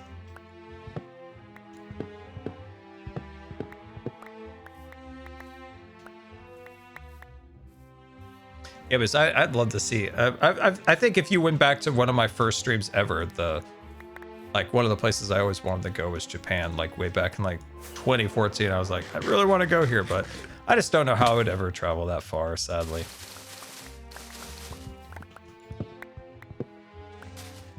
I want to go to Japan for a few reasons. One of them is to find my grandpa's photos. My grandpa's photos were inducted into like a museum there, and that museum like changed hands because it was like funded by Pentax or one of the camera companies that got absorbed by another company and this and that. And I don't know if that museum exists still. It had been there for like 30 years, but I don't know if it's still there.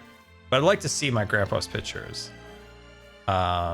He took a picture when he went on a photography trip there once, and then the photos from that got put in this museum, but I'd like to see if they're still there. He had a picture of a I think there was another person from that group. I think her photo got in and his got in. I'd like to see that. That's one of the reasons. And I mean, yeah, I want to go see Tokyo Disneyland. I mean, they run the best Disney park in the world, you know. The own Disney company can't compete with the way Tokyo Disney's run by the OLC. So yeah, I would like to see that. I'd like to see that. The ramen factory. Yes, I want to see the ramen factory. The cup of soup factory. But yeah, I want to find my grandpa's pictures. I think that would be the coolest. Let's see. What any other places I should visit? What other places I should see? Denmark.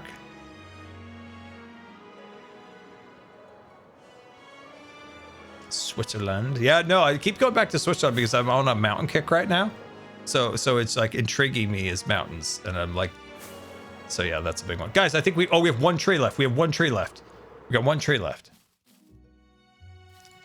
We got one tree left.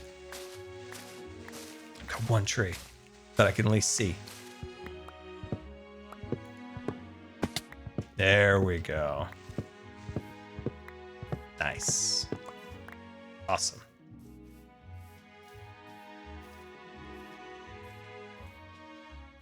Yeah, I wish there was easier to travel. Nothing would make me happier if it was a little bit easier to travel.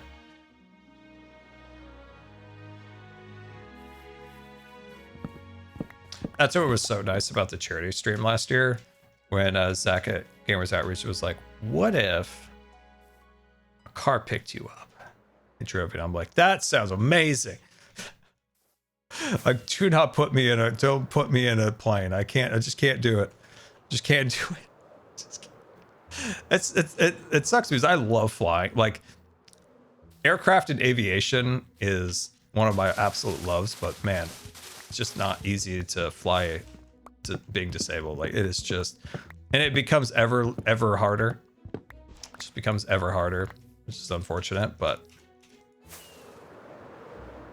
what about a boat? Can I get on a boat? I did think about that. I told Grian the other day.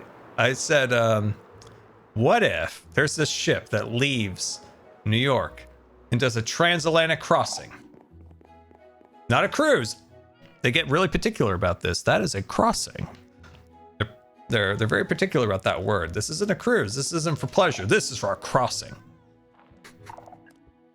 And I was like, what if that's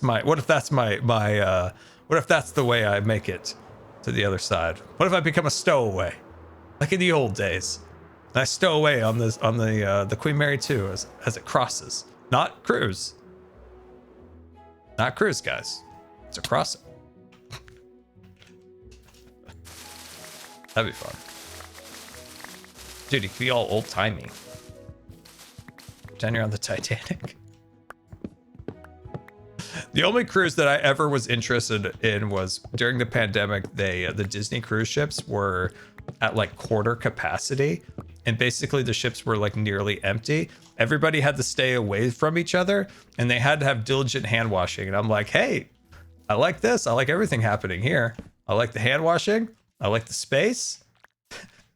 And then you look at them, it's like, oh, it's just a sea of human. Just a sea for as far as you can see of human on the deck. The only thing that intrigues me about cruising is just watching the ocean go by. A lot of the other cruise activities isn't really, I don't know, it doesn't seem like it's up my alley, like the dancing and stuff. I just can't get into the dancing. But what I can get into is watching like a sunset over the ocean. I think would be kind of cool. I think that would be fun. I don't know. I don't know. Are you guys cruisers? Do you guys enjoy the cruise life? I've ever been on a cruise? No. That's why I'm saying, like, I don't know if I'm a cruise guy. All I want to see is the ocean go by. Like, I don't want to do the dancing, and like, I don't want to sit by anybody.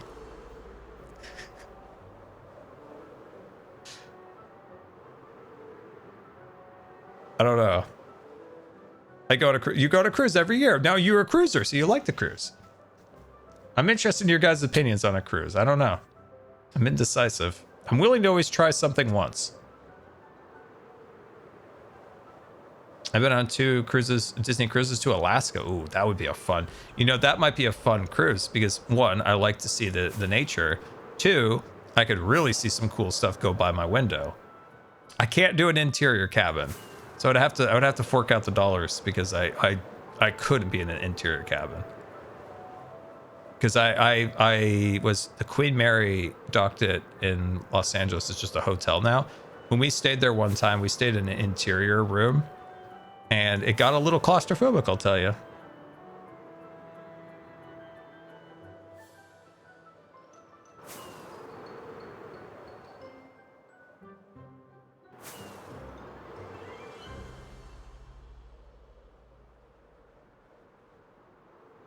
The most interesting places were where the boat went. Okay.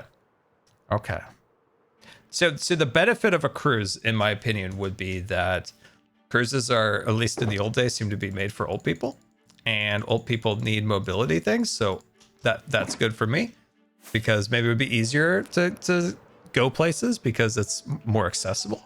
That's one of the few benefits I've ever seen. But then there's the other negative of just being a lot of people, the sea of people, too many people.